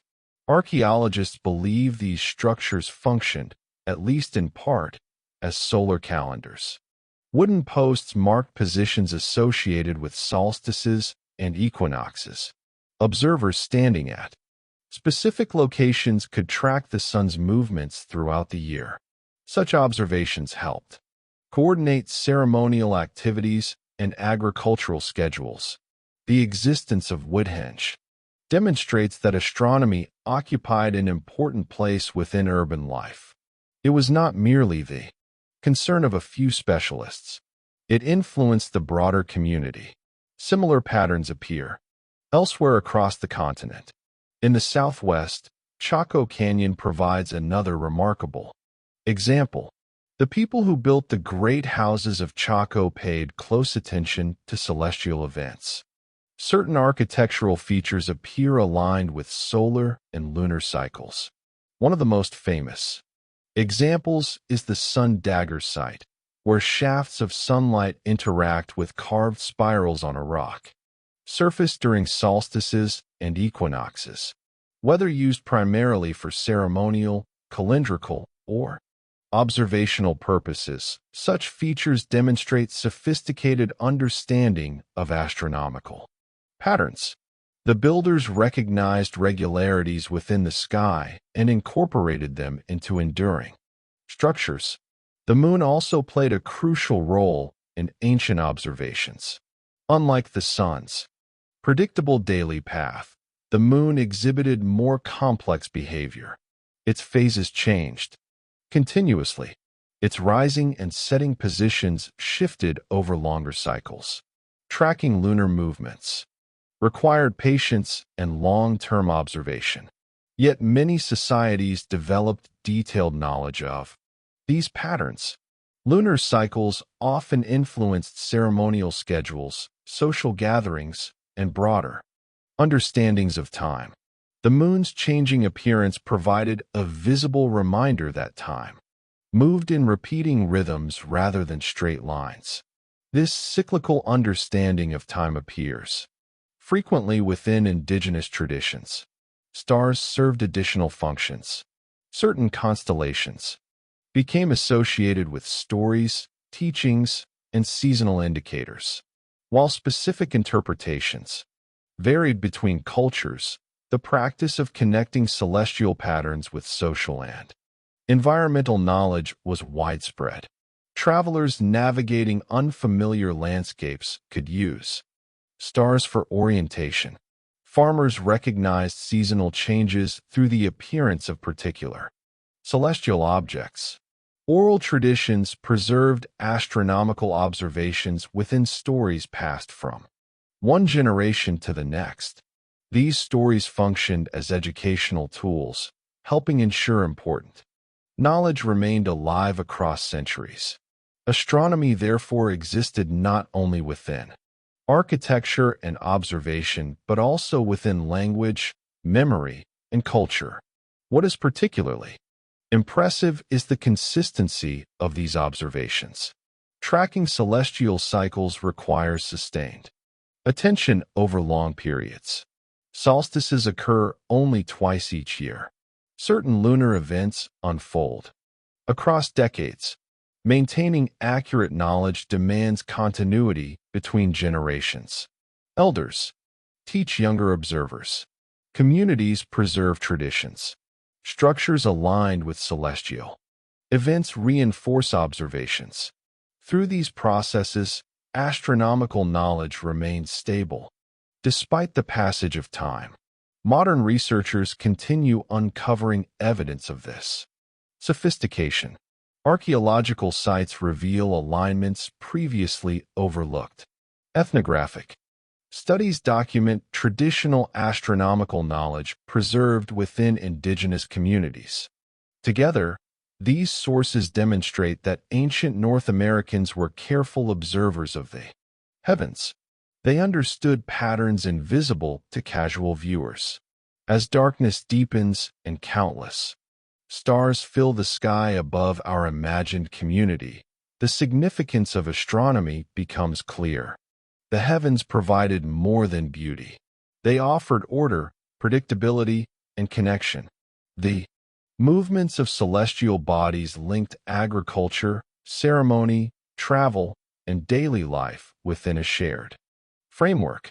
Long before modern science formalized the study of astronomy, indigenous societies across North America developed sophisticated systems for understanding the sky. Their observations guided communities, shaped architecture, influenced ceremonies, and connected human experience to the rhythms of the cosmos itself. As the night grows deeper and the stars will slowly across the sky, our attention turns from observation itself to one of its most important outcomes, the development of calendars. Every society must find ways to measure time. Planting seasons must be anticipated. Ceremonies require scheduling. Travel depends upon environmental conditions. Communities need systems capable of organizing activities across months and years. For ancient North Americans, calendars emerged not through mechanical clocks or printed charts, but through close attention to the natural world. The movements of the sun, moon, stars, animals, plants, and weather all contributed to ways of understanding time. These calendars were often far more sophisticated than modern stereotypes suggest. They reflected generations of observation and adaptation, helping communities synchronize human activities with larger environmental rhythms. Imagine a community preparing for spring after a long winter. Snow begins melting. Rivers flow more rapidly. Certain birds return from migration. Particular stars appear before dawn. The position of sunrise shifts noticeably along the horizon. Each of these changes provides information. Together they signal that a new season is approaching. Rather than relying upon numbered dates printed on a page, people interpret multiple indicators drawn from both sky and landscape.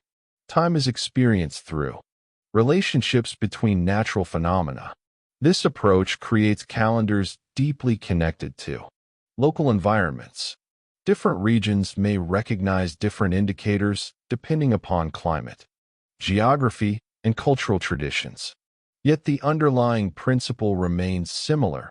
Careful observation allows communities to anticipate recurring events and plan accordingly. Solar observations form the backbone of many calendrical systems. The annual cycle of the sun provided a reliable framework around which agricultural and ceremonial activities could be organized. Solstices and equinoxes served as important reference points. Communities tracked the sun's position throughout the year, noting how it changed gradually before reversing direction. Structures aligned with these events helped maintain accuracy. Observers gathering at designated locations could confirm seasonal transitions and adjust plans accordingly. Such practices demonstrate a sophisticated understanding of astronomical cycles. They also reveal the practical value of astronomy. Knowing when seasons changed was not merely interesting. It influenced survival, agriculture, and social organization. Lunar cycles added additional layers of complexity. The moon's phases offered shorter units of time useful for organizing activities within broader seasonal frameworks. Many communities paid close attention to lunar months, integrating them into ceremonial and social schedules. The moon's visibility made it an accessible timekeeper. Even without specialized instruments, anyone could observe its changing appearance. Yet, tracking lunar cycles over long periods required careful record-keeping, whether through oral traditions, visual markers, or other methods. The challenge lay in coordinating lunar and solar patterns, since the two systems do not align perfectly. Different societies developed various approaches for managing these relationships. The existence of such solutions reflects impressive intellectual achievement. Calendars influenced nearly every aspect of life. Agriculture depended upon timing. Planting crops too early exposed them to frost. Planting too late reduced yields. Harvests needed coordination. Ceremonies marking seasonal transitions often occurred at specific times. Hunting, fishing, and gathering activities followed environmental cycles linked to broader patterns of timekeeping. Calendars therefore functioned as practical tools helping communities align human actions with natural processes. Their value extended far beyond abstract measurement. Timekeeping also possessed social significance. Shared calendars created common expectations. Community members knew when gatherings would occur, when ceremonies would take place, and when collective labor might be required. These coordinated activities strengthened social bonds and reinforced cultural identity. Ceremonial calendars often reflected deeper understandings of the relationship between humans, nature, and the cosmos. Significant dates marked opportunities for reflection, gratitude, renewal, and collective participation. In this sense, calendars connected practical necessities with spiritual and cultural meanings. Astronomy and belief were not separate domains. They worked together to create coherent systems of understanding. Oral traditions played essential roles in preserving calendrical knowledge. Stories encoded information about seasonal cycles, celestial events, and environmental changes. Narratives associated with stars or constellations often served educational purposes, helping younger generations remember important observations. Through storytelling, knowledge remained accessible and meaningful. Calendars were not isolated technical systems maintained by specialists alone. They were embedded within broader cultural practices shared throughout communities. This integration contributed to their durability. Knowledge passed from elders to youth through participation, observation, and experience. Different regions developed unique calendrical traditions adapted to local conditions. Communities in the Arctic observed seasonal patterns very different from those of the Southwest. Coastal societies paid attention to marine cycles. River valley populations emphasized agricultural indicators. Diversity characterized North America long before European arrival, and calendrical systems reflected that diversity. Yet, common themes appear repeatedly: careful observation, environmental awareness, and respect for recurring natural rhythms unite many traditions. These principles allowed communities to thrive within varied landscapes across the continent. Modern research continues expanding understanding of ancient calendars. Archaeologists identify astronomical alignments within structures and landscapes. Ethnographers document traditional knowledge preserved within indigenous communities. Astronomers analyze how ancient sites interacted with celestial events. Together, these efforts reveal systems of timekeeping that were both practical and sophisticated. They challenge assumptions that scientific observation emerged only within certain civilizations or historical periods. Ancient North Americans observed the sky with remarkable precision and developed effective methods for translating those observations into calendars guiding daily life. As midnight approaches and the stars continue their slow movement overhead, one can imagine generations of observers watching the same celestial patterns. Children learn from elders. Farmers prepare for changing seasons. Ceremonial leaders anticipate important gatherings. Travelers plan journeys. All rely upon knowledge accumulated through centuries of observation. The sky becomes both teacher and calendar, offering reliable guidance within a changing world. Long before clocks, printed calendars, or modern astronomy existed, indigenous societies across North America developed sophisticated systems for understanding time. Their calendars linked human communities to the rhythms of the cosmos, creating frameworks that organized life, reinforced culture, and helped civilizations flourish for generations before Columbus ever set foot in the Americas. Chapter 2, Segment 3, Religious Ceremonies and Sacred Landscapes.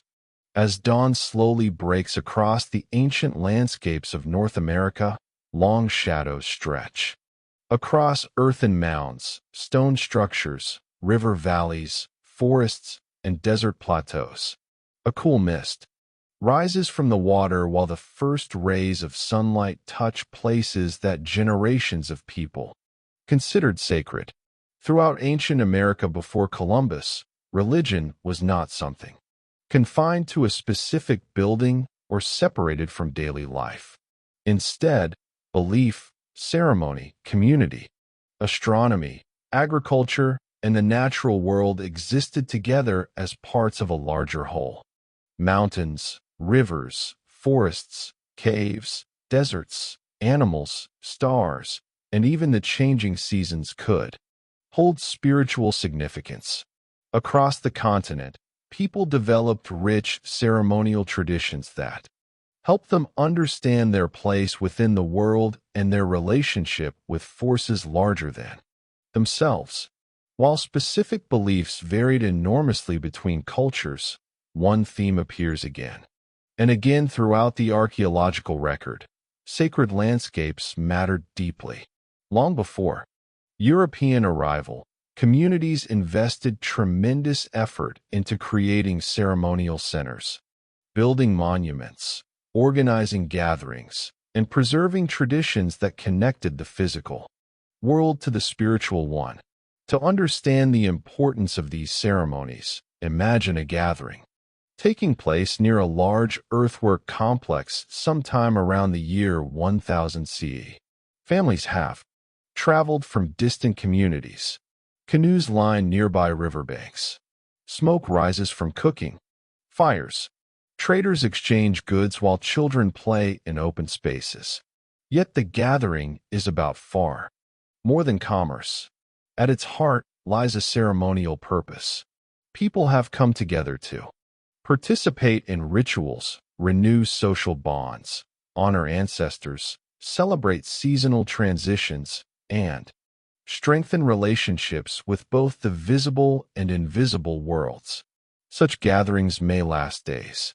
Stories are shared, songs are performed, dances unfold within carefully prepared spaces. Through these activities, communities reaffirm identities extending beyond individual villages. Ceremonies create unity. They connect people across distances and generations.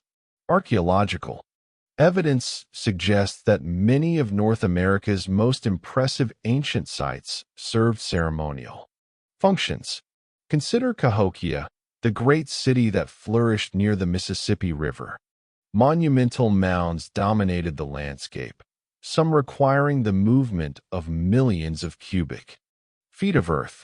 Building projects on this scale demanded extraordinary effort. Yet the purpose was not purely practical. The mounds created sacred spaces, elevated ceremonial areas, and transformed the landscape into a visible expression of community values.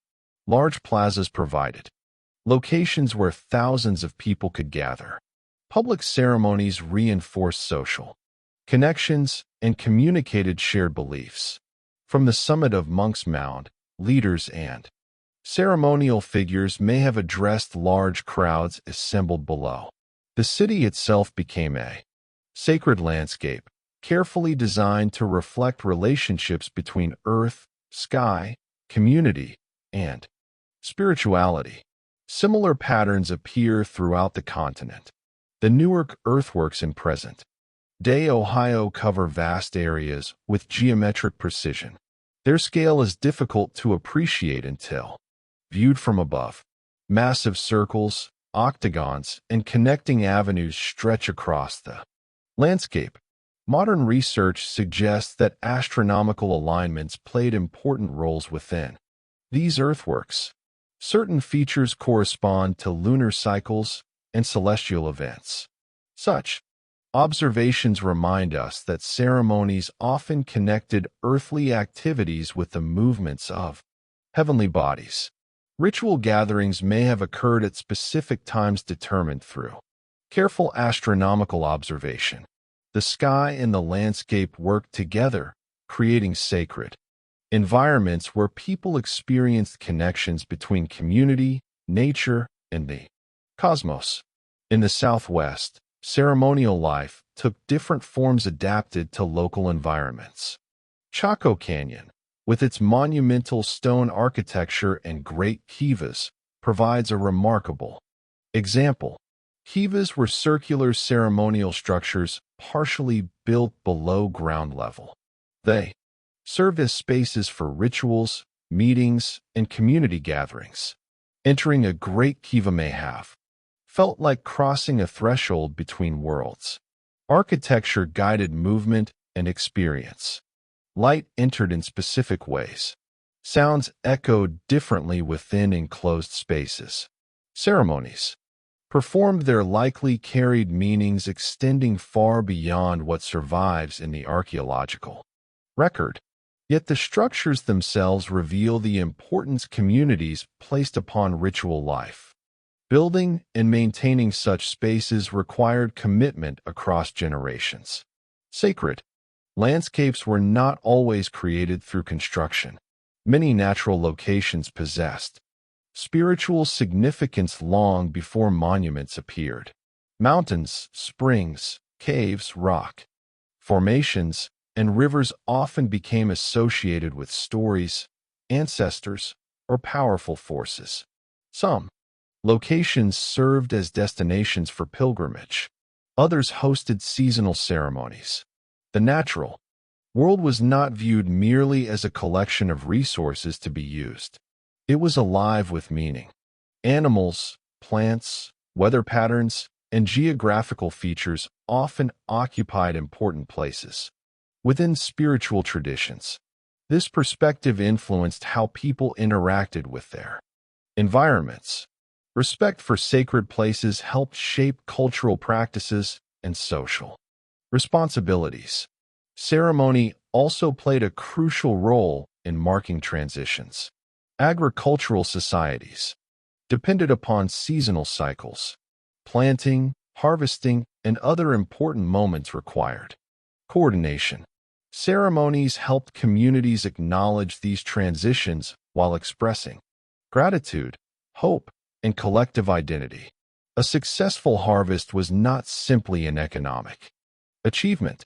It was an event carrying social and spiritual significance. Rituals connected agricultural activities to broader understandings of balance and reciprocity. Through ceremony, people recognized their dependence upon forces beyond individual control. Ancestors occupied important positions within many belief systems. Ceremonies often reinforced relationships between the living and those who had come before. Burial mounds, memorial sites, and ritual offerings suggest ongoing connections across generations. Remembering ancestors helped preserve knowledge, identity, and social continuity. Communities understood themselves as part of larger stories extending backward through time. Ceremonial traditions became vehicles through which those stories remained alive. Modern archaeology provides only partial glimpses into these rich spiritual worlds. Structures survive. Artifacts remain. Alignments can be measured. Yet many meanings existed within songs, stories, languages, and traditions that were never written down. Researchers must therefore approach ancient ceremonies with humility.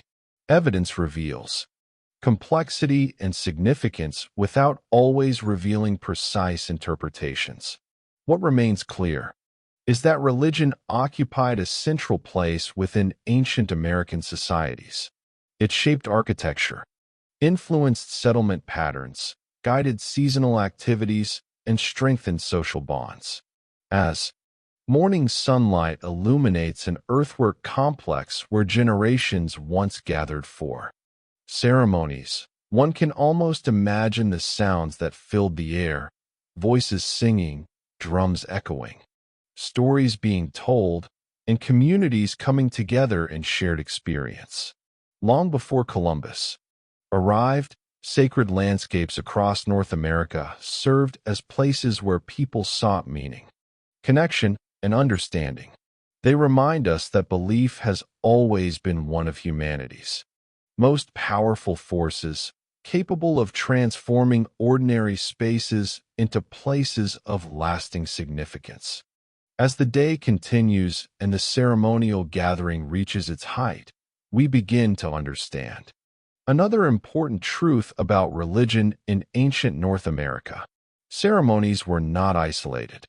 Events performed only by religious specialists. They were woven into the fabric of community life itself.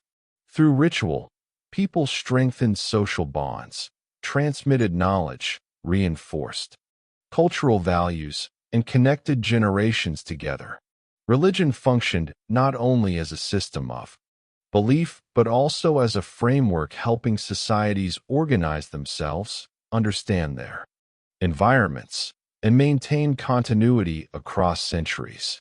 To appreciate this role, Imagine once again a large gathering at a ceremonial center. Hundreds or perhaps thousands of people have traveled from surrounding communities. Some arrive by canoe along rivers. Others follow trails through forests and across grasslands. Families reunite with relatives they have not seen for months. Traders exchange goods. Children meet peers from distant settlements. Elders share stories and teachings. At first glance, the event may resemble a festival, market, or political assembly. In reality, it is all of these things at once. Ceremony creates opportunities for multiple forms of interaction. Religious gatherings strengthen networks extending far beyond individual communities. One of the most important functions of ceremony involves preserving knowledge.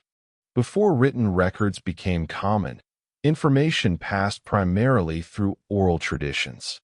Stories, songs, dances, and rituals help transmit essential teachings from one generation to the next. Knowledge about agriculture, astronomy, history, ethics, environmental management, and community responsibilities could all be embedded within ceremonial practices.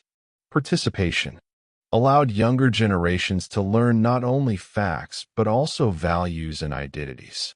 Through repetition across years and centuries, ceremonies became living archives preserving cultural memory. Every gathering reaffirmed connections to the past while preparing communities for the future. Symbolism played a central role within these traditions. Animals often appeared in art and ritual, carrying meanings associated with specific qualities or relationships. Birds connected earth and sky. Serpents might symbolize transformation, water, or spiritual power. Other animals reflected local environments and cultural traditions. Symbols appeared on pottery, carved objects, architecture, clothing, and ceremonial regalia.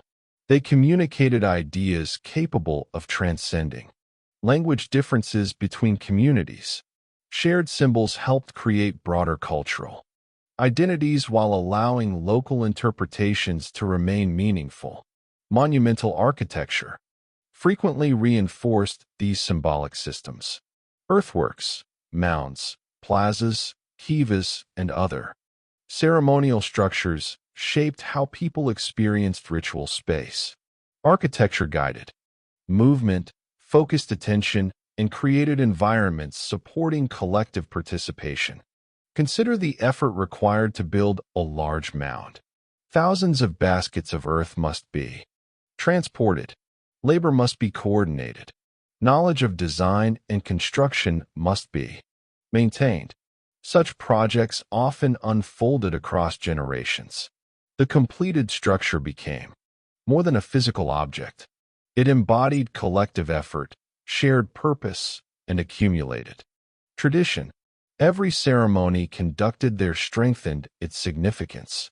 Sacred architecture transformed landscapes into repositories of cultural memory. Seasonal ceremonies deserve particular attention because they reveal the close relationship between religion and the natural world. Agricultural communities depended upon understanding environmental cycles. Planting, growing, and harvesting crops required careful timing.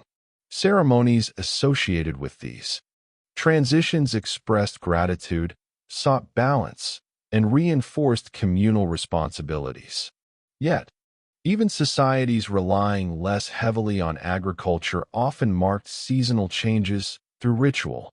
Solstices, migrations, animal behavior, and weather patterns all provided opportunities for ceremonial observance. These practices reflected a worldview emphasizing interconnectedness. Human well-being depended upon healthy relationships with the broader environment. Rituals helped maintain awareness of those relationships. Community identity emerged through shared participation. Individuals belonged not only to families, but also to larger social groups united Through common traditions, ceremonies provided visible expressions of membership. Songs, dances, clothing, symbols, and ritual actions reinforced collective identity. During large gatherings, people experienced themselves as part of something greater than their immediate households. This sense of belonging contributed to social cohesion and cooperation. Communities, capable of organizing large ceremonies, often demonstrated strong social networks extending across considerable distances. Pilgrimage likely played important roles within some traditions as well. Sacred locations attracted visitors from faraway regions. Traveling to such places required effort and commitment. The journey itself could carry spiritual significance. Upon arrival, participants encountered people, ideas, and traditions from other communities. Pilgrimage, therefore, strengthened cultural connections while supporting exchange networks. Sacred landscapes became hubs where spiritual, social, and economic activities intersected. Archaeological evidence sometimes reveals these interactions through the presence of artifacts originating in distant regions. Religion helped bring people together across geographic boundaries. Another fascinating aspect involves the relationship between ceremony and leadership. Religious authority often overlapped with political and social influence. Leaders, sacred spaces, and preserving traditions carried responsibilities extending beyond individual ambition. Leadership involved service to community values and collective identity. Monumental construction projects, large gatherings, and ceremonial calendars all required coordination. Through these activities, religion contributed to broader systems of governance and social organization.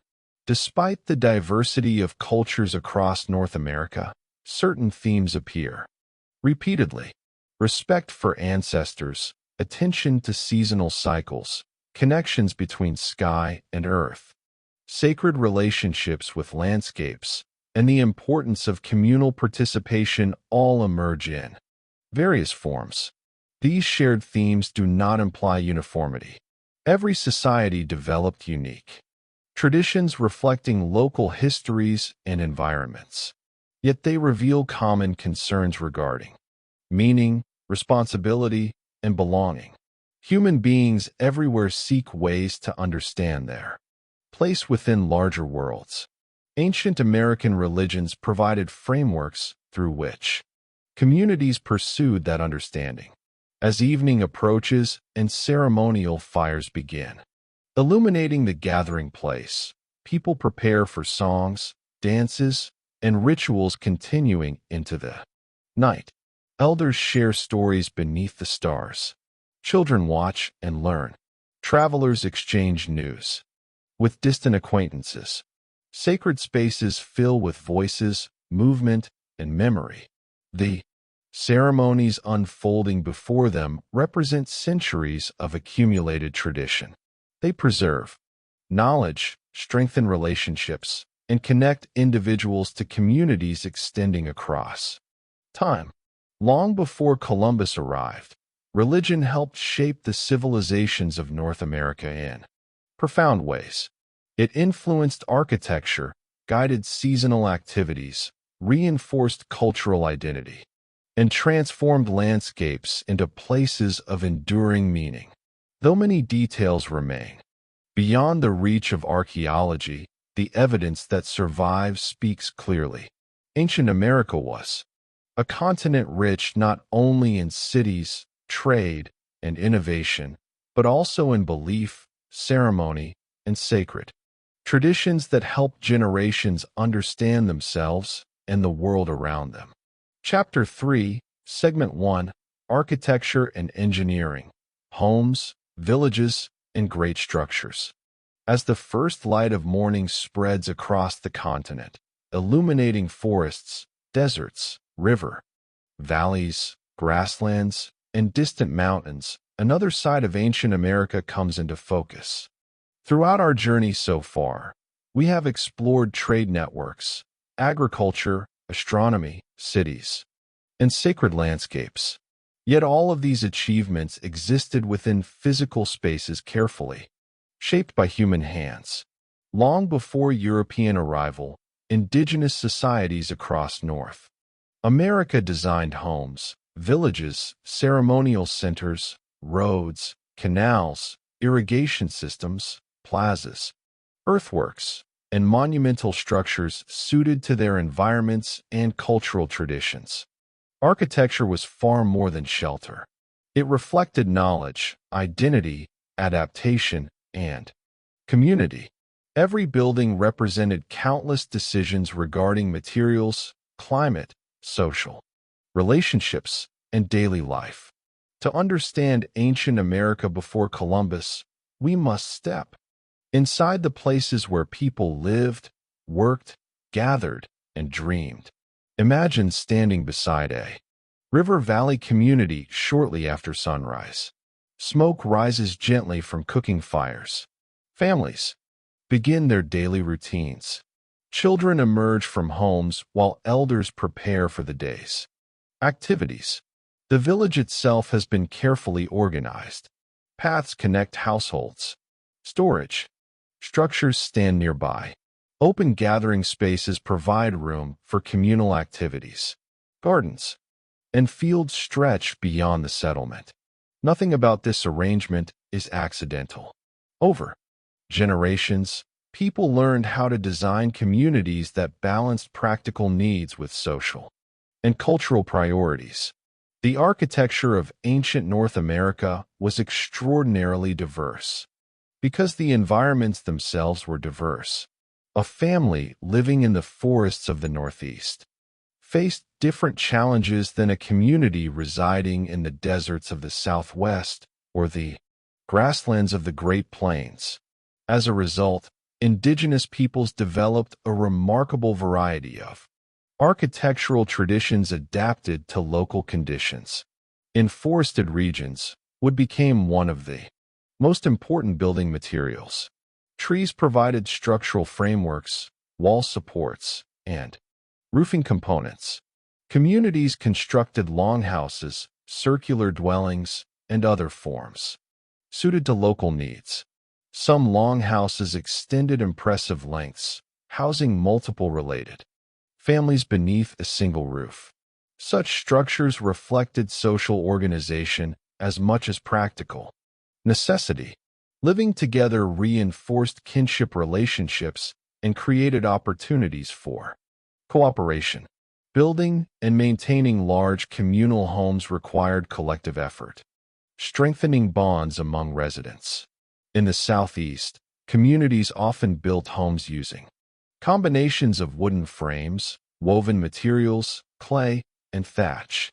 These structures provided protection from weather while remaining well-suited to warm climates.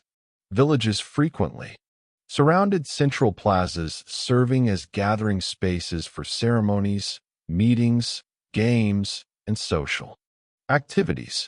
The layout of settlements reflected community priorities. Public spaces encouraged interaction and reinforced shared identity. Architecture therefore shaped daily life in subtle but important ways. The arrangement of buildings influenced how people moved, communicated, and participated in communal activities. Far to the west, environmental conditions encouraged different solutions. In the arid Southwest, communities developed sophisticated architectural traditions using stone, adobe, and other locally available materials.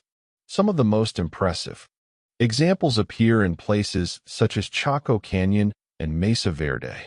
Multi-story structures rose above the surrounding landscape, containing hundreds of rooms organized into complex arrangements. Building on this scale required extensive planning, engineering knowledge, and labor coordination. Walls needed stability. Materials had to be transported. Construction techniques required precision. These achievements demonstrate that ancient North American Societies possessed considerable architectural expertise. Consider the great houses of Chaco Canyon. Massive stone buildings stood within a challenging desert environment. Some contained hundreds of rooms arranged around plazas and ceremonial spaces. Timber used in construction often originated from distant mountain ranges, meaning builders organized transportation over considerable distances. Architectural alignments sometimes corresponded with celestial events, reflecting the integration of astronomy and design. Such structures were not merely practical residences. They served as centers of community life, ceremony, and regional interaction. Their existence reveals sophisticated planning extending across generations. Remarkable example. Communities constructed dwellings within natural alcoves along canyon walls. These cliff dwellings provided protection while making efficient use of available space. The placement of structures demonstrates careful attention to sunlight, water access, and environmental conditions. Builders adapted architecture to the landscape rather than attempting to impose uniform solutions. This flexibility appears repeatedly throughout North America. Indigenous architects worked with local environments, developing techniques suited to specific conditions. Engineering achievements extended beyond buildings themselves. Roads connected settlements. Causeways linked important locations. Irrigation systems carried water to agricultural fields. Canals supported farming within arid regions. Earthworks reshaped landscapes on enormous scales. Such projects required knowledge of geography, hydrology, materials, and labor organization. They also demonstrate long-term planning. Communities invested effort in infrastructure benefiting future generations. One particularly fascinating example involves the Hohokam culture of the Southwest. Over centuries, Hohokam communities constructed extensive canal systems allowing agriculture to flourish within desert environments. Some canals stretched for miles and required ongoing maintenance. Designing and managing such systems demanded cooperation among large populations. Water distribution needed coordination. Construction required labor. Knowledge of engineering principles developed through observation and experience.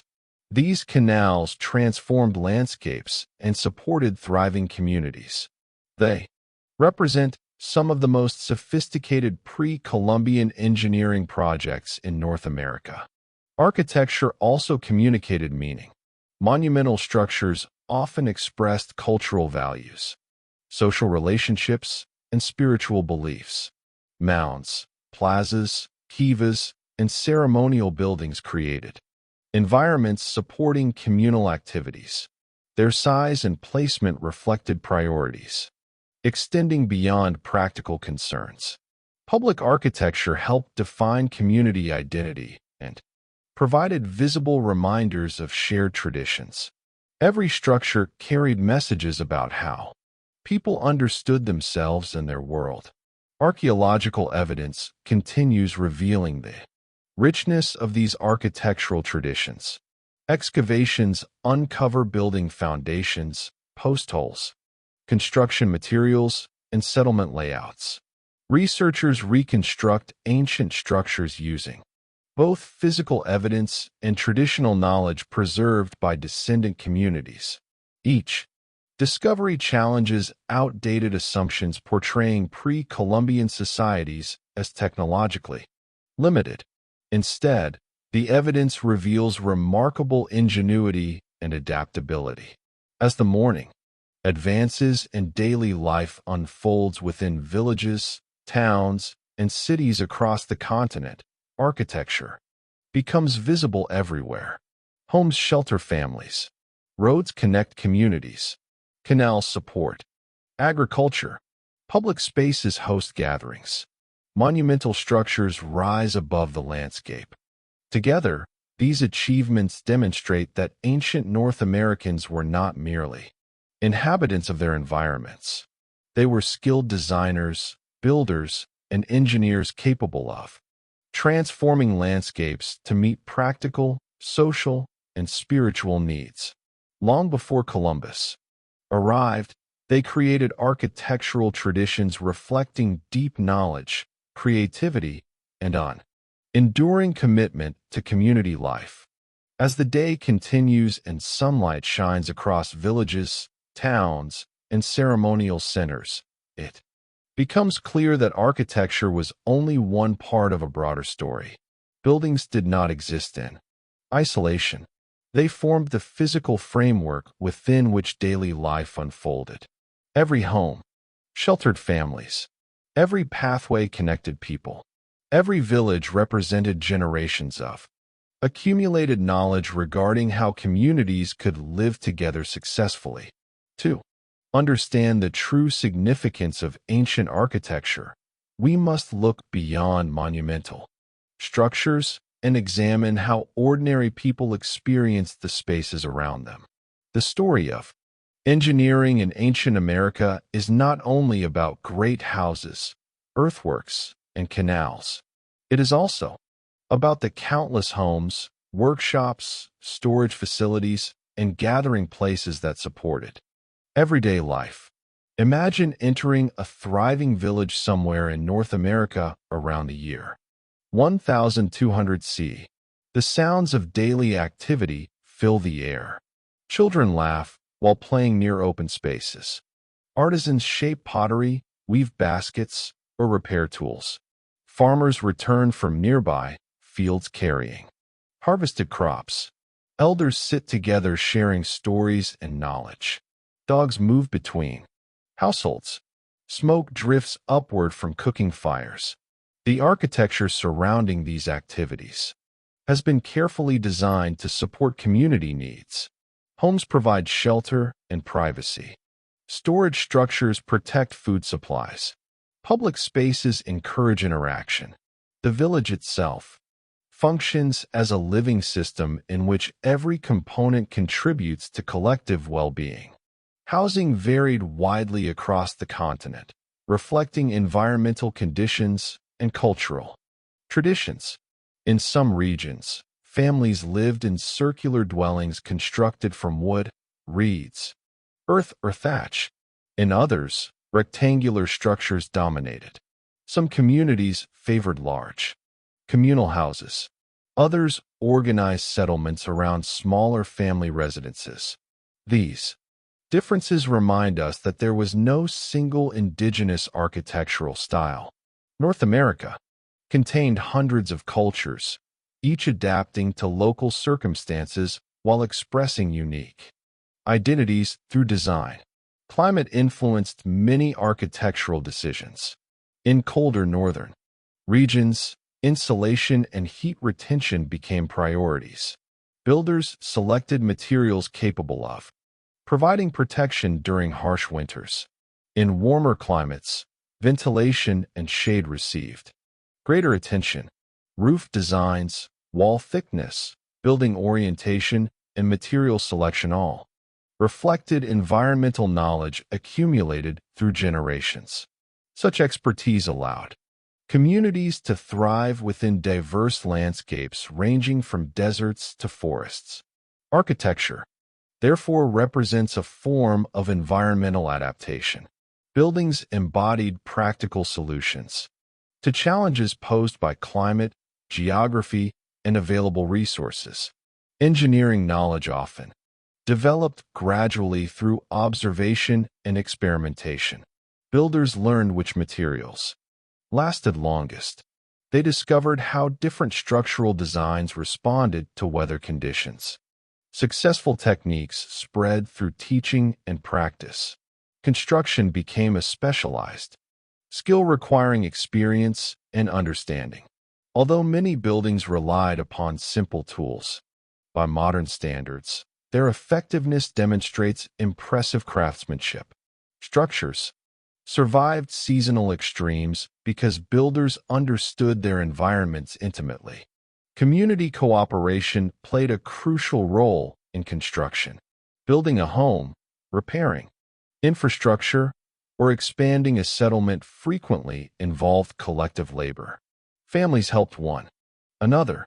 Knowledge passed between generations. Shared projects strengthened social bonds while ensuring important work could be completed efficiently. Monumental construction projects such as mounds, plazas, canals, or large communal buildings required even greater levels of cooperation. The ability to organize labor on such scales reflects strong social networks and shared commitments. Engineering achievements therefore reveal not only technical knowledge, but also social organization. Infrastructure extended beyond individual settlements. Roads connected communities. Trails crossed forests, grasslands, and mountains. River crossings facilitated travel. Causeways linked important ceremonial areas.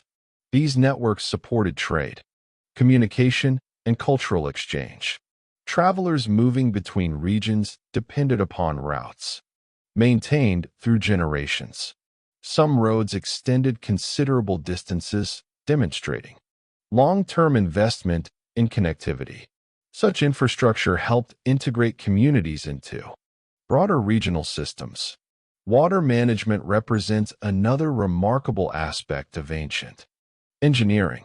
Access to reliable water supplies influenced settlement locations and agricultural success.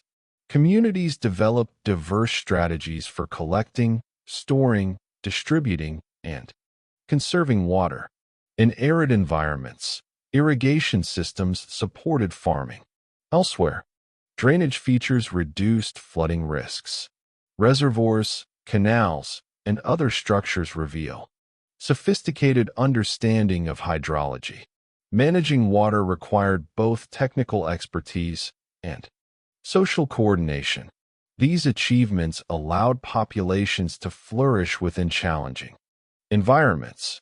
Architecture also influenced social relationships. The arrangement of buildings shaped patterns of interaction. Central plazas encouraged community gatherings. Longhouses reinforced kinship networks. Ceremonial spaces provided locations for collective activities. Settlement layouts reflected ideas about cooperation, leadership, and identity. Architecture therefore functioned as a form of social organization made visible. Through design, communities expressed values and structured daily experience. Archaeological research increasingly highlights the complexity of these systems. Excavations reveal evidence of planning extending beyond individual structures. Entire settlements were often organized according to coherent principles. Building orientations, spatial arrangements, and infrastructure networks demonstrate intentional design. Communities considered how different elements would work together to support social and practical needs. This level of planning challenges simplistic portrayals of ancient societies. It reveals populations capable of sophisticated decision-making regarding land use, construction, and community development. Perhaps most importantly, architecture connected generations. Buildings created by one generation often served those that followed. Homes expanded as families grew. Public spaces hosted ceremonies year after year. Infrastructure required maintenance and renewal. Through these processes, communities developed relationships with places extending across time. Architecture became part of cultural memory. Familiar structures reminded people of ancestors, traditions, and shared experiences. The built environment, therefore, linked past, present, and future. As afternoon sunlight illuminates villages scattered across the continent, from forest settlements and river towns to desert communities and canyon dwellings, the richness of ancient engineering becomes apparent. Every home, pathway, canal, storage facility and public structure reflects knowledge accumulated through generations. Together, these achievements formed the foundation upon which daily life unfolded.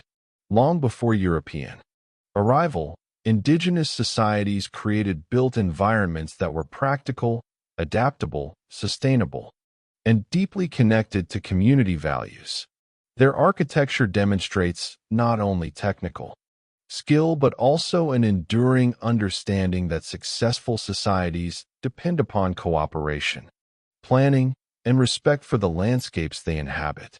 Beneath modern cities and across ancient archaeological sites, traces of these remarkable achievements remain, reminding us that the story of ancient America is also a story of builders, engineers, and communities whose creativity shaped the continent long before Columbus ever sailed westward.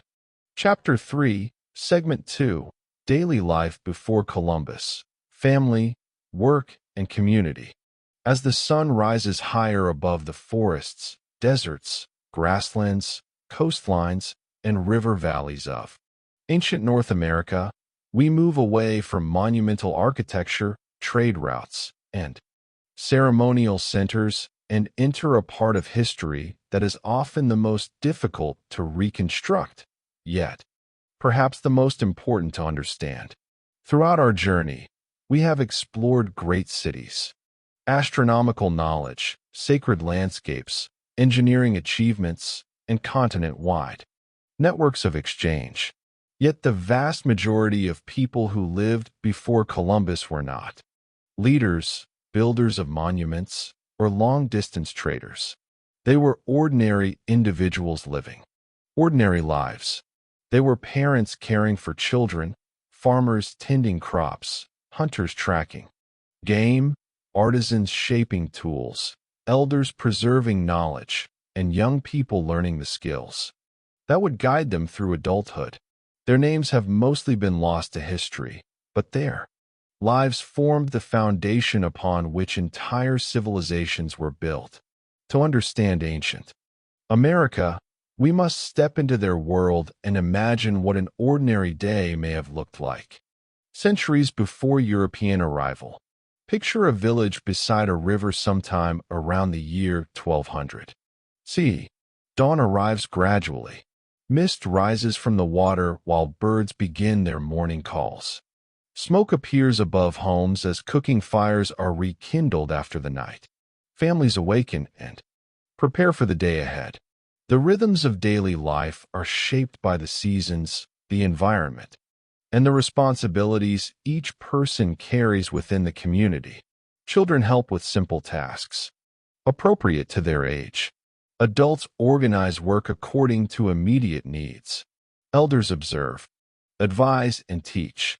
Every day contains countless activities that ensure the survival and prosperity of the community.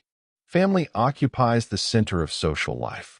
Although family structures varied across cultures, kinship relationships played essential roles throughout North America. Families provided support, education, protection, and identity. Children learned through observation and participation. Rather than separating education from daily life, knowledge was often transmitted directly through experience. A child helping gather plants learned not only which species were useful but also when they should be collected, how they should be prepared, and why they mattered. A young hunter learned tracking by accompanying experienced adults. A future craftsperson gained skills through years of guided practice. Education occurred continuously within homes, fields, forests, workshops, and gathering places. Learning was woven into life itself. Work filled much of each day, yet the concept of work often differed from modern assumptions. Activities contributing to community well-being carried social and cultural significance beyond simple economic productivity. Farming communities devoted considerable effort to cultivating crops, maintaining fields, storing food, and preparing for seasonal changes. Hunting and fishing required knowledge, patience, and cooperation. Gathering plants demanded familiarity with local environments. Artisans created pottery, textiles, tools, baskets, ornaments, and countless other items essential to daily life. Every task contributed to a larger system of mutual support. Specialization existed in many societies, particularly within larger communities, but cooperation remained fundamental. Individual success depended upon collective well-being. Food preparation represented a significant portion of daily activity. Crops harvested from fields required processing. Corn might be dried, ground, and transformed into various foods. Beans and squash needed preparation. Fish and game required cleaning and preservation. Meals brought families together while reinforcing social bonds. Food was more than sustenance. It connected people to agriculture, trade, seasonal cycles, and cultural traditions. Recipes, preparation methods, and ceremonial foods often carried meanings extending beyond nutrition. Shared meals created opportunities for conversation, storytelling, and the transmission of knowledge. Children occupied important positions within communities. They were not viewed merely as future adults, but as active participants in daily life. From an early age, young people contributed according to their abilities. Responsibilities increased gradually as skills developed. At the same time, childhood included opportunities for play, exploration, and learning. Games taught coordination, cooperation, and strategy. Stories conveyed lessons about behavior, values, and community. Expectations. Through participation in both work and recreation, children learned how to become capable members of society. The presence of children also influenced community planning. Homes, gathering spaces, and educational practices reflected the needs of younger generations. Elders held respected positions because they carried knowledge accumulated through long experience. In societies relying heavily upon oral traditions, elders served as living libraries, preserving history, environmental knowledge, genealogies, ceremonial practices, and cultural teachings. Their memories connected communities to previous generations. Young people learned not only practical skills, but also stories explaining origins, responsibilities, and relationships with the broader world. Respect for elders helped ensure continuity across time. Through them, knowledge survived despite the absence of written records. Social relationships extended beyond immediate families. Villages and towns functioned as interconnected networks of households, linked through kinship, friendship, cooperation, and shared traditions. Neighbors assisted one another with major tasks such as construction, harvests, and ceremonies. Collective labor strengthened social bonds while allowing communities to accomplish projects difficult for individual families alone. Public gatherings provided opportunities for interaction. Ceremonies, games, markets, and seasonal celebrations reinforced broader identities extending beyond household boundaries. Daily life unfolded within communities where people depended upon one another in countless ways. Clothing reflected both practical needs and cultural expression. Materials varied according to environment and available resources. Animal hides, plant fibers, woven textiles, feathers, shells, and other materials contributed to garments suited to local conditions. Decoration often carried symbolic significance. Clothing communicated identity, status, community affiliation, and personal achievement. The creation of garments required skill and labor, making textile production an important aspect of daily life. Environmental knowledge shaped nearly every activity. People understood local landscapes intimately. They recognized seasonal changes, animal behavior, plant cycles, weather patterns, and resource availability. This knowledge allowed communities to adapt effectively to changing conditions. It influenced decisions regarding agriculture, hunting, travel, construction, and ceremony. Far from living passively within nature, indigenous societies actively engaged with their environments through observation, management, and stewardship. As the day progresses within our imagined village, countless small activities combine to create a functioning society. Children learn, adults work, elders teach, families cooperate, meals are prepared, tools are repaired, stories are shared. None of these actions may appear dramatic when viewed individually, yet together they form the foundation upon which civilizations rest. Great cities, trade networks, astronomical observations, and monumental architecture all depend upon the ordinary lives of ordinary people.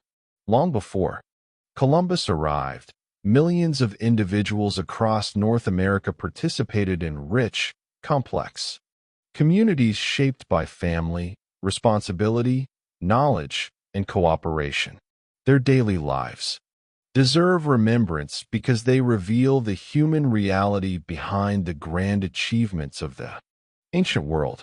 As afternoon sunlight spreads across villages, towns, farming communities, and ceremonial centers throughout ancient North America, another important aspect of daily life comes into view. While survival required work and responsibility, human existence involved far more than labor alone. People formed friendships, celebrated important events, enjoyed recreation, expressed creativity, cared for one another, and found meaning within shared traditions. Too often, when we imagine the distant past, we focus exclusively on practical concerns such as food production, trade, or construction. Yet the people of ancient America experienced the same range of emotions that humans experience today. They laughed, worried, hoped, grieved, loved, celebrated, and dreamed. Understanding these human dimensions helps bring the past to life in ways that artifacts alone cannot. Imagine a community gathering after the day's major tasks have been completed. Fields have been tended, fishing nets repaired, food prepared, children have assisted with responsibilities appropriate to their age. As evening approaches, people begin coming together. Within shared spaces, conversations flow easily. Stories are told. Music fills the air. Such gatherings played important roles in maintaining social relationships. Communities were not simply collections of individuals living near one another. They were networks of emotional connections built through countless interactions across years and generations. Storytelling occupied a particularly important place within many indigenous cultures. Long before written records became widespread, stories preserved history, knowledge, values, and identity. Elders recounted narratives explaining origins, teaching lessons, and connecting communities to ancestors. Some stories described animals and natural forces. Others preserved memories of migrations, significant events, or sacred traditions. Storytelling served educational purposes while also providing entertainment. Through stories, people learned how to understand themselves and the world around them. Every generation inherited narratives that helped shape cultural continuity. Music and dance also contributed significantly to community life. Ceremonies often included songs passed through generations, rhythms produced by drums, rattles, flutes, and voices accompanied gatherings both large and small. Music reinforced social bonds while expressing emotions difficult to communicate through words alone. Dance combined movement, symbolism, and participation. Individuals learned traditional forms while contributing their own energy to collective experiences. These artistic expressions reflected cultural identities and helped maintain connections between generations. Recreation provided opportunities for enjoyment, while also teaching valuable skills. Many indigenous societies developed games requiring physical ability, strategy, teamwork, and concentration. Some games resembled modern sports in certain respects. Others carried ceremonial or social significance. Competition could strengthen relationships between communities while providing opportunities for celebration. Young people developed coordination and confidence through play. Adults enjoyed recreation while reinforcing social connections. Games therefore served multiple purposes simultaneously. They entertained, educated, and united communities. Artistic creativity appeared throughout daily life. Pottery, basketry, weaving, carving, painting, beadwork, and other forms of artistic expression transformed ordinary objects into works of beauty and meaning. Art was not necessarily separated from practical life. Everyday items often incorporated decoration, symbolism, and craftsmanship. A woven basket might display patterns carrying cultural significance. Pottery could feature designs reflecting local traditions. Clothing might communicate identity through color, materials, or ornamentation. Artistic expression allowed individuals and communities to represent values, stories, and relationships visually. Family milestones marked important transitions throughout life. Birth, adulthood, marriage, parenthood, elderhood, and death often involved ceremonies, recognizing changes in social roles and responsibilities. Such events reinforced community bonds by bringing people together during significant moments. Individuals understood themselves as part of larger networks extending across generations. Ceremonies helped communities acknowledge continuity while supporting those experiencing life transitions. Care for others represented another fundamental aspect of daily existence. Families supported children, elders, and individuals facing illness or hardship. Community cooperation provided additional assistance when needed. Archaeological evidence sometimes reveals care extending over long periods too. Individuals who may have required support due to injury or disability. Such findings remind us that compassion and social responsibility were important values within many societies. Human survival depended not only upon physical resources, but also upon relationships built upon mutual care. Trade and travel introduced opportunities for encountering people from different communities. Visitors brought news, stories, goods, and perspectives. Markets, ceremonies, and gatherings created environments where cultural exchange occurred naturally. Friendships developed across distances. Marriages linked communities. Information spread through personal relationships. Ancient North America was a connected world in which mobility and interaction contributed to cultural richness. Daily life, therefore, involved both local responsibilities and broader regional connections. Spiritual beliefs often influenced ordinary activities as well.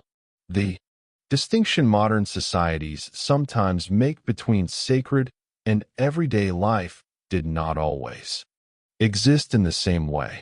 Relationships with animals, plants, landscapes, ancestors, and celestial bodies could carry spiritual significance. Gratitude, respect, and responsibility shaped interactions with the natural world. Ceremonies occurred at important moments, but spiritual awareness frequently extended into daily routines. Hunting, farming, gathering, crafting, and family life could all possess dimensions of meaning connected to broader understandings of existence. Seasonal changes influenced social rhythms. Winter evenings encouraged storytelling and teaching.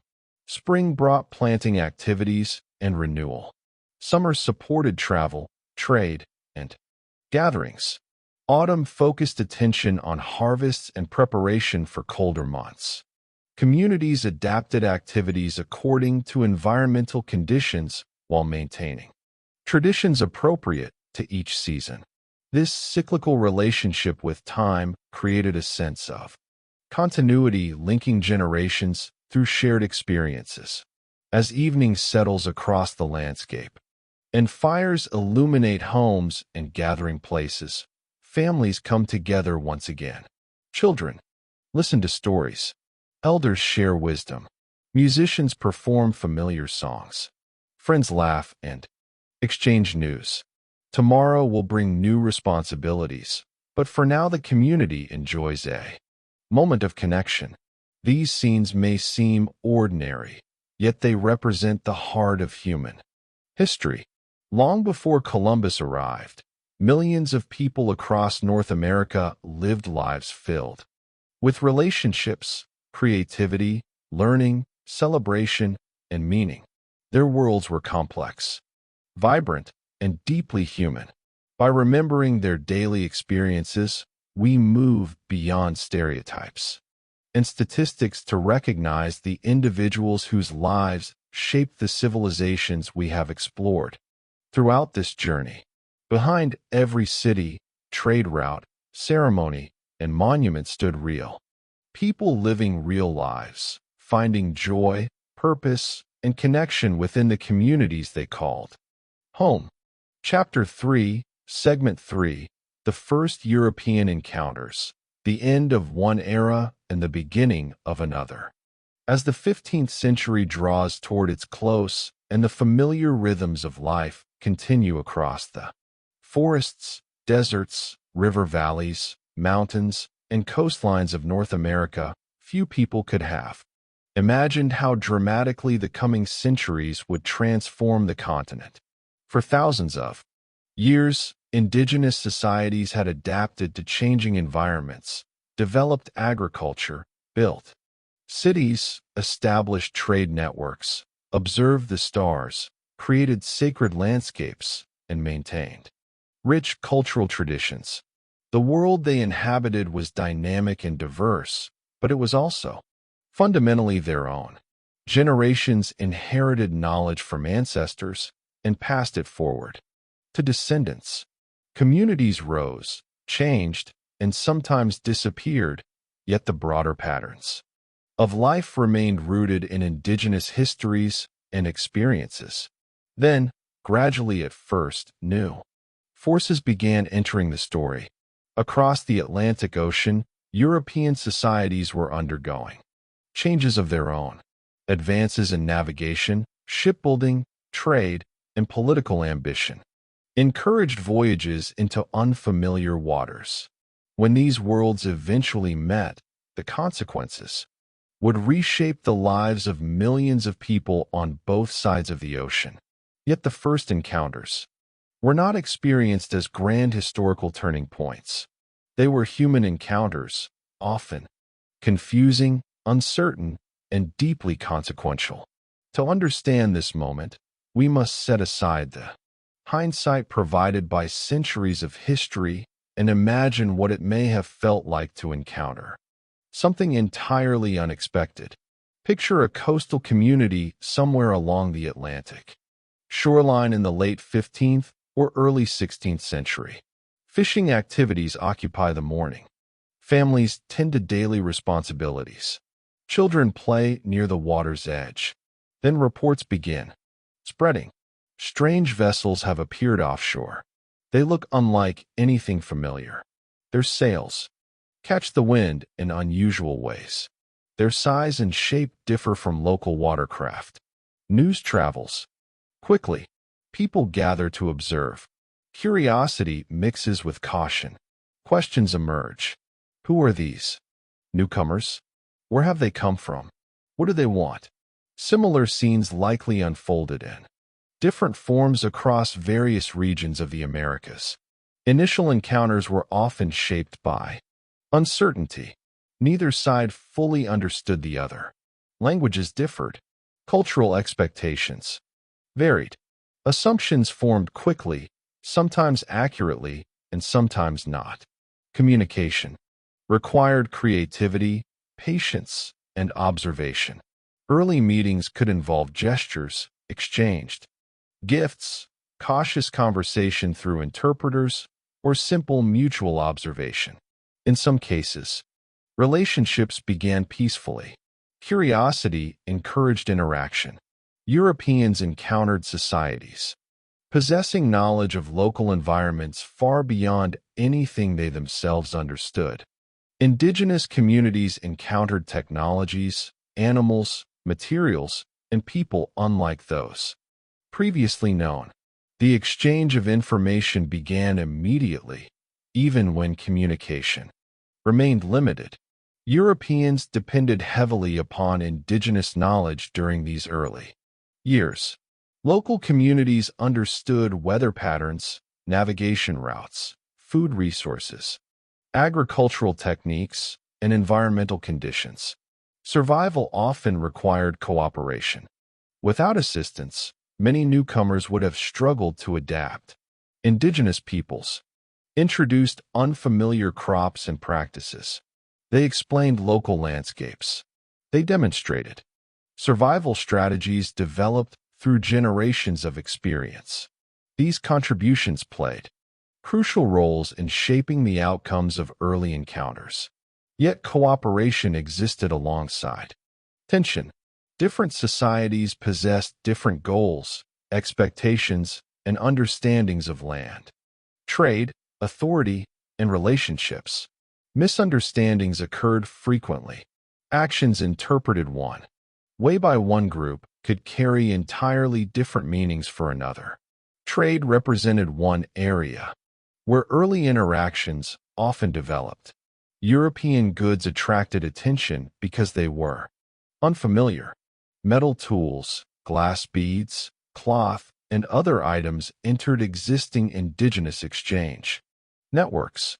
At the same time, Europeans sought access to resources, information, and opportunities. Trade created relationships that could be mutually beneficial, but it also introduced new dependencies and inequalities. Existing indigenous networks adapted rapidly to changing circumstances. Communities incorporated new materials into familiar social and economic systems. The process was complex and varied from region to region. One of the most significant aspects of these early encounters involved disease, though its effects were not immediately understood. For thousands of years, populations in the Americas and Eurasia had developed separately. As a result, many diseases common in Europe, Asia, and Africa were entirely unknown. In the Americas, when contact increased, pathogens crossed oceans alongside people and goods. Smallpox, measles, influenza, and other illnesses spread through populations lacking prior exposure. The consequences proved devastating. Entire communities experienced dramatic population losses. Social networks were disrupted. Knowledge held by elders disappeared when those individuals died.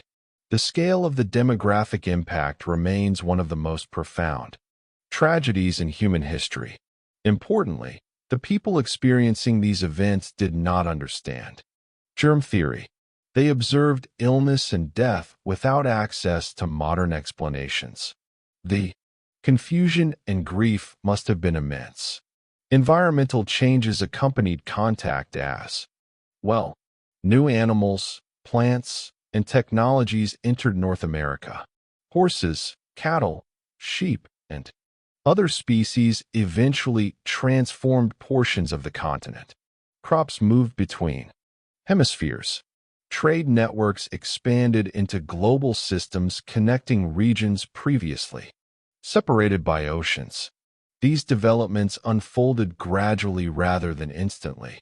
Different communities experience change at different times and in different ways.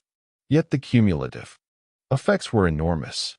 A continent long connected internally now became increasingly connected to wider global processes. Political relationships also evolved rapidly. Some indigenous communities formed alliances with European powers for strategic reasons. Others resisted encroachment. Many attempted combinations of cooperation, negotiation, adaptation, and defense. There was no single indigenous response because indigenous societies themselves were diverse. Communities made decisions based upon local circumstances, historical relationships, and perceived opportunities. Agency remained important. Indigenous peoples were not passive observers of change. They actively responded to new realities using the knowledge and resources available to them. Archaeological and historical evidence reveals remarkable resilience during this period. Despite extraordinary challenges, communities adapted in creative ways. Traditions persisted even as circumstances changed. New relationships formed. Existing institutions evolved. The story of first encounters is therefore not solely a story of loss. It is also a story of adaptation, survival, and resilience. Yet it undeniably marks the beginning of profound transformations. As evening settles over our coastal community and unfamiliar ships remain visible against the horizon, a sense of uncertainty fills the air. No one can fully predict what lies ahead. The world is changing, though the scale of that change remains impossible to comprehend. For the people experiencing these first encounters, history is not yet a completed narrative. It is a present reality, unfolding day by day. Long-established ways of life continue, yet new possibilities and challenges have appeared. The meeting of worlds has begun. As the years pass and the first encounters become sustained relationships, the continent enters a period unlike any it had experienced before. Looking back from the perspective of modern history, it is tempting to view this transformation as inevitable, a predetermined outcome moving steadily toward the present.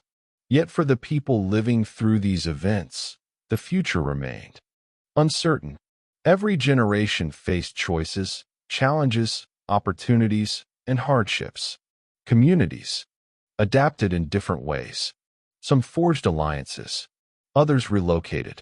Many struggled to preserve traditions while responding to changing realities. The story of this era is therefore not simply the end of one world and the beginning of another. It is the story of countless individuals navigating a period of profound change while attempting to protect families, cultures, and identities. Imagine a child born within an indigenous community shortly before sustained European contact reaches the region. During early childhood, life follows patterns familiar to previous generations. Elders teach traditional knowledge. Ceremonies mark seasonal transitions. Trade networks connect neighboring communities. Stories preserve ancestral memories. Yet by adulthood, that same individual may witness changes unimaginable during youth. New goods circulate through exchange networks. Foreign languages become increasingly familiar. Diseases alter demographic patterns. Political relationships shift. Travel routes change. Communities adapt to circumstances their ancestors never encountered. Such experiences occurred repeatedly across the continent, though always in locally specific ways. One of the most remarkable aspects of this period is the resilience demonstrated by indigenous societies. Despite facing unprecedented challenges, communities found ways to preserve essential elements of identity and culture. Languages continued to be spoken. Ceremonies remained meaningful. Knowledge passed between generations. Traditional practices adapted without disappearing entirely. This resilience deserves emphasis because historical narratives sometimes focus so heavily upon disruption that they overlook survival. Indigenous peoples were not merely victims of change. They were active participants shaping their own futures under extraordinarily difficult conditions. Trade networks provide a useful example. Before European arrival, extensive systems already connected regions.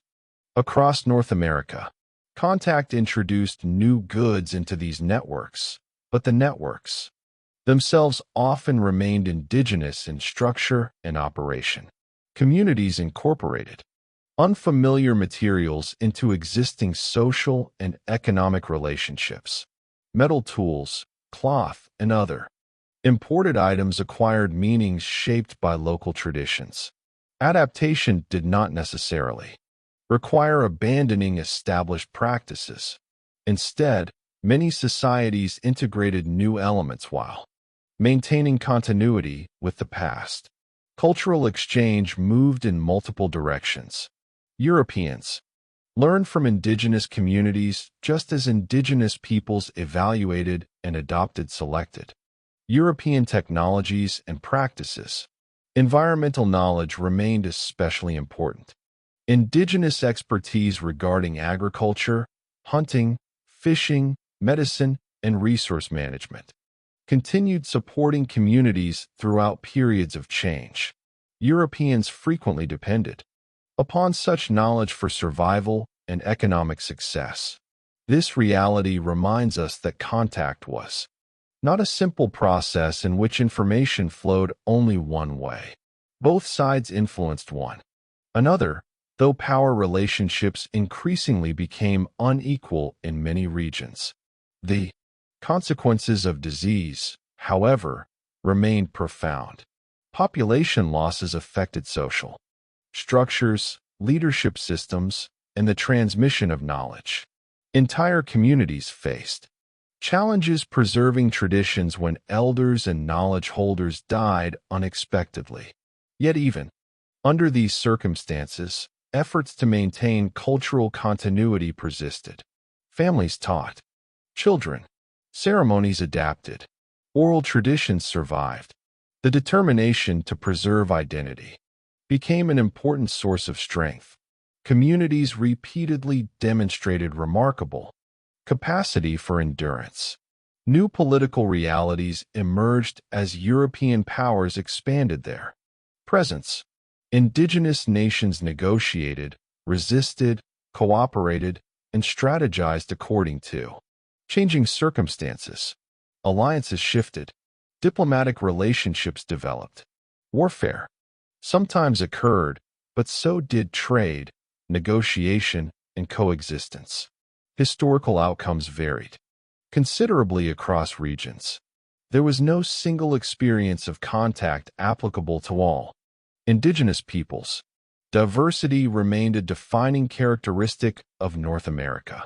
Different communities encountered Europeans at different times and under different conditions. Understanding this complexity is essential. Simplified narratives often obscure the richness of actual historical experiences. Through all these changes, daily life continued. Families still prepared meals. Farmers planted crops. Children learned from elders. Communities gathered for ceremonies. People laughed, mourned, celebrated, and worked. The continuity of ordinary life provided stability during periods of uncertainty.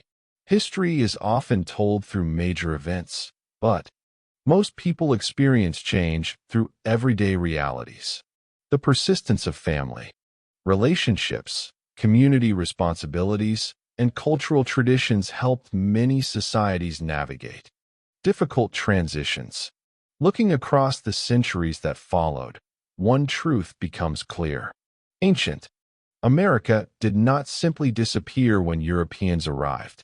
The civilizations, cultures, languages, And traditions we have explored throughout this documentary continued shaping the continent in countless ways. Descendant communities remain present today. Indigenous nations continue preserving and revitalizing languages, ceremonies, knowledge systems, and cultural practices, rooted in histories stretching back thousands of years. The story did not end. It evolved. This perspective matters because it challenges misconceptions portraying indigenous peoples solely as figures of the distant past. They were historical actors then, and indigenous communities remain vibrant participants in the present.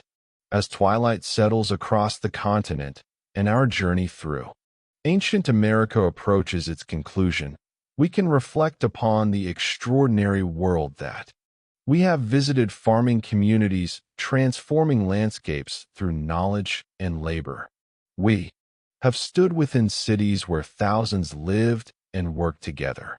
We have observed astronomers tracking celestial cycles, builders creating monumental architecture, and communities gathering within sacred landscapes. We have explored daily life, family, relationships, and cultural traditions sustaining generations across centuries. The arrival of Europeans marked the beginning of profound transformations, but it did not erase the achievements that came before. Those achievements remain visible in archaeological sites, oral traditions, cultural practices, and the enduring presence of indigenous peoples throughout the Americas. The world before Columbus was not an empty wilderness waiting to be discovered. It was a continent rich with history, knowledge, innovation, and human experience. As the final light fades and stars appear overhead once more, the same stars observed by ancient farmers, traders, builders, storytellers, and astronomers, we are reminded that history is ultimately a story about people, their lives, choices, hopes, struggles, and achievements continue echoing across time.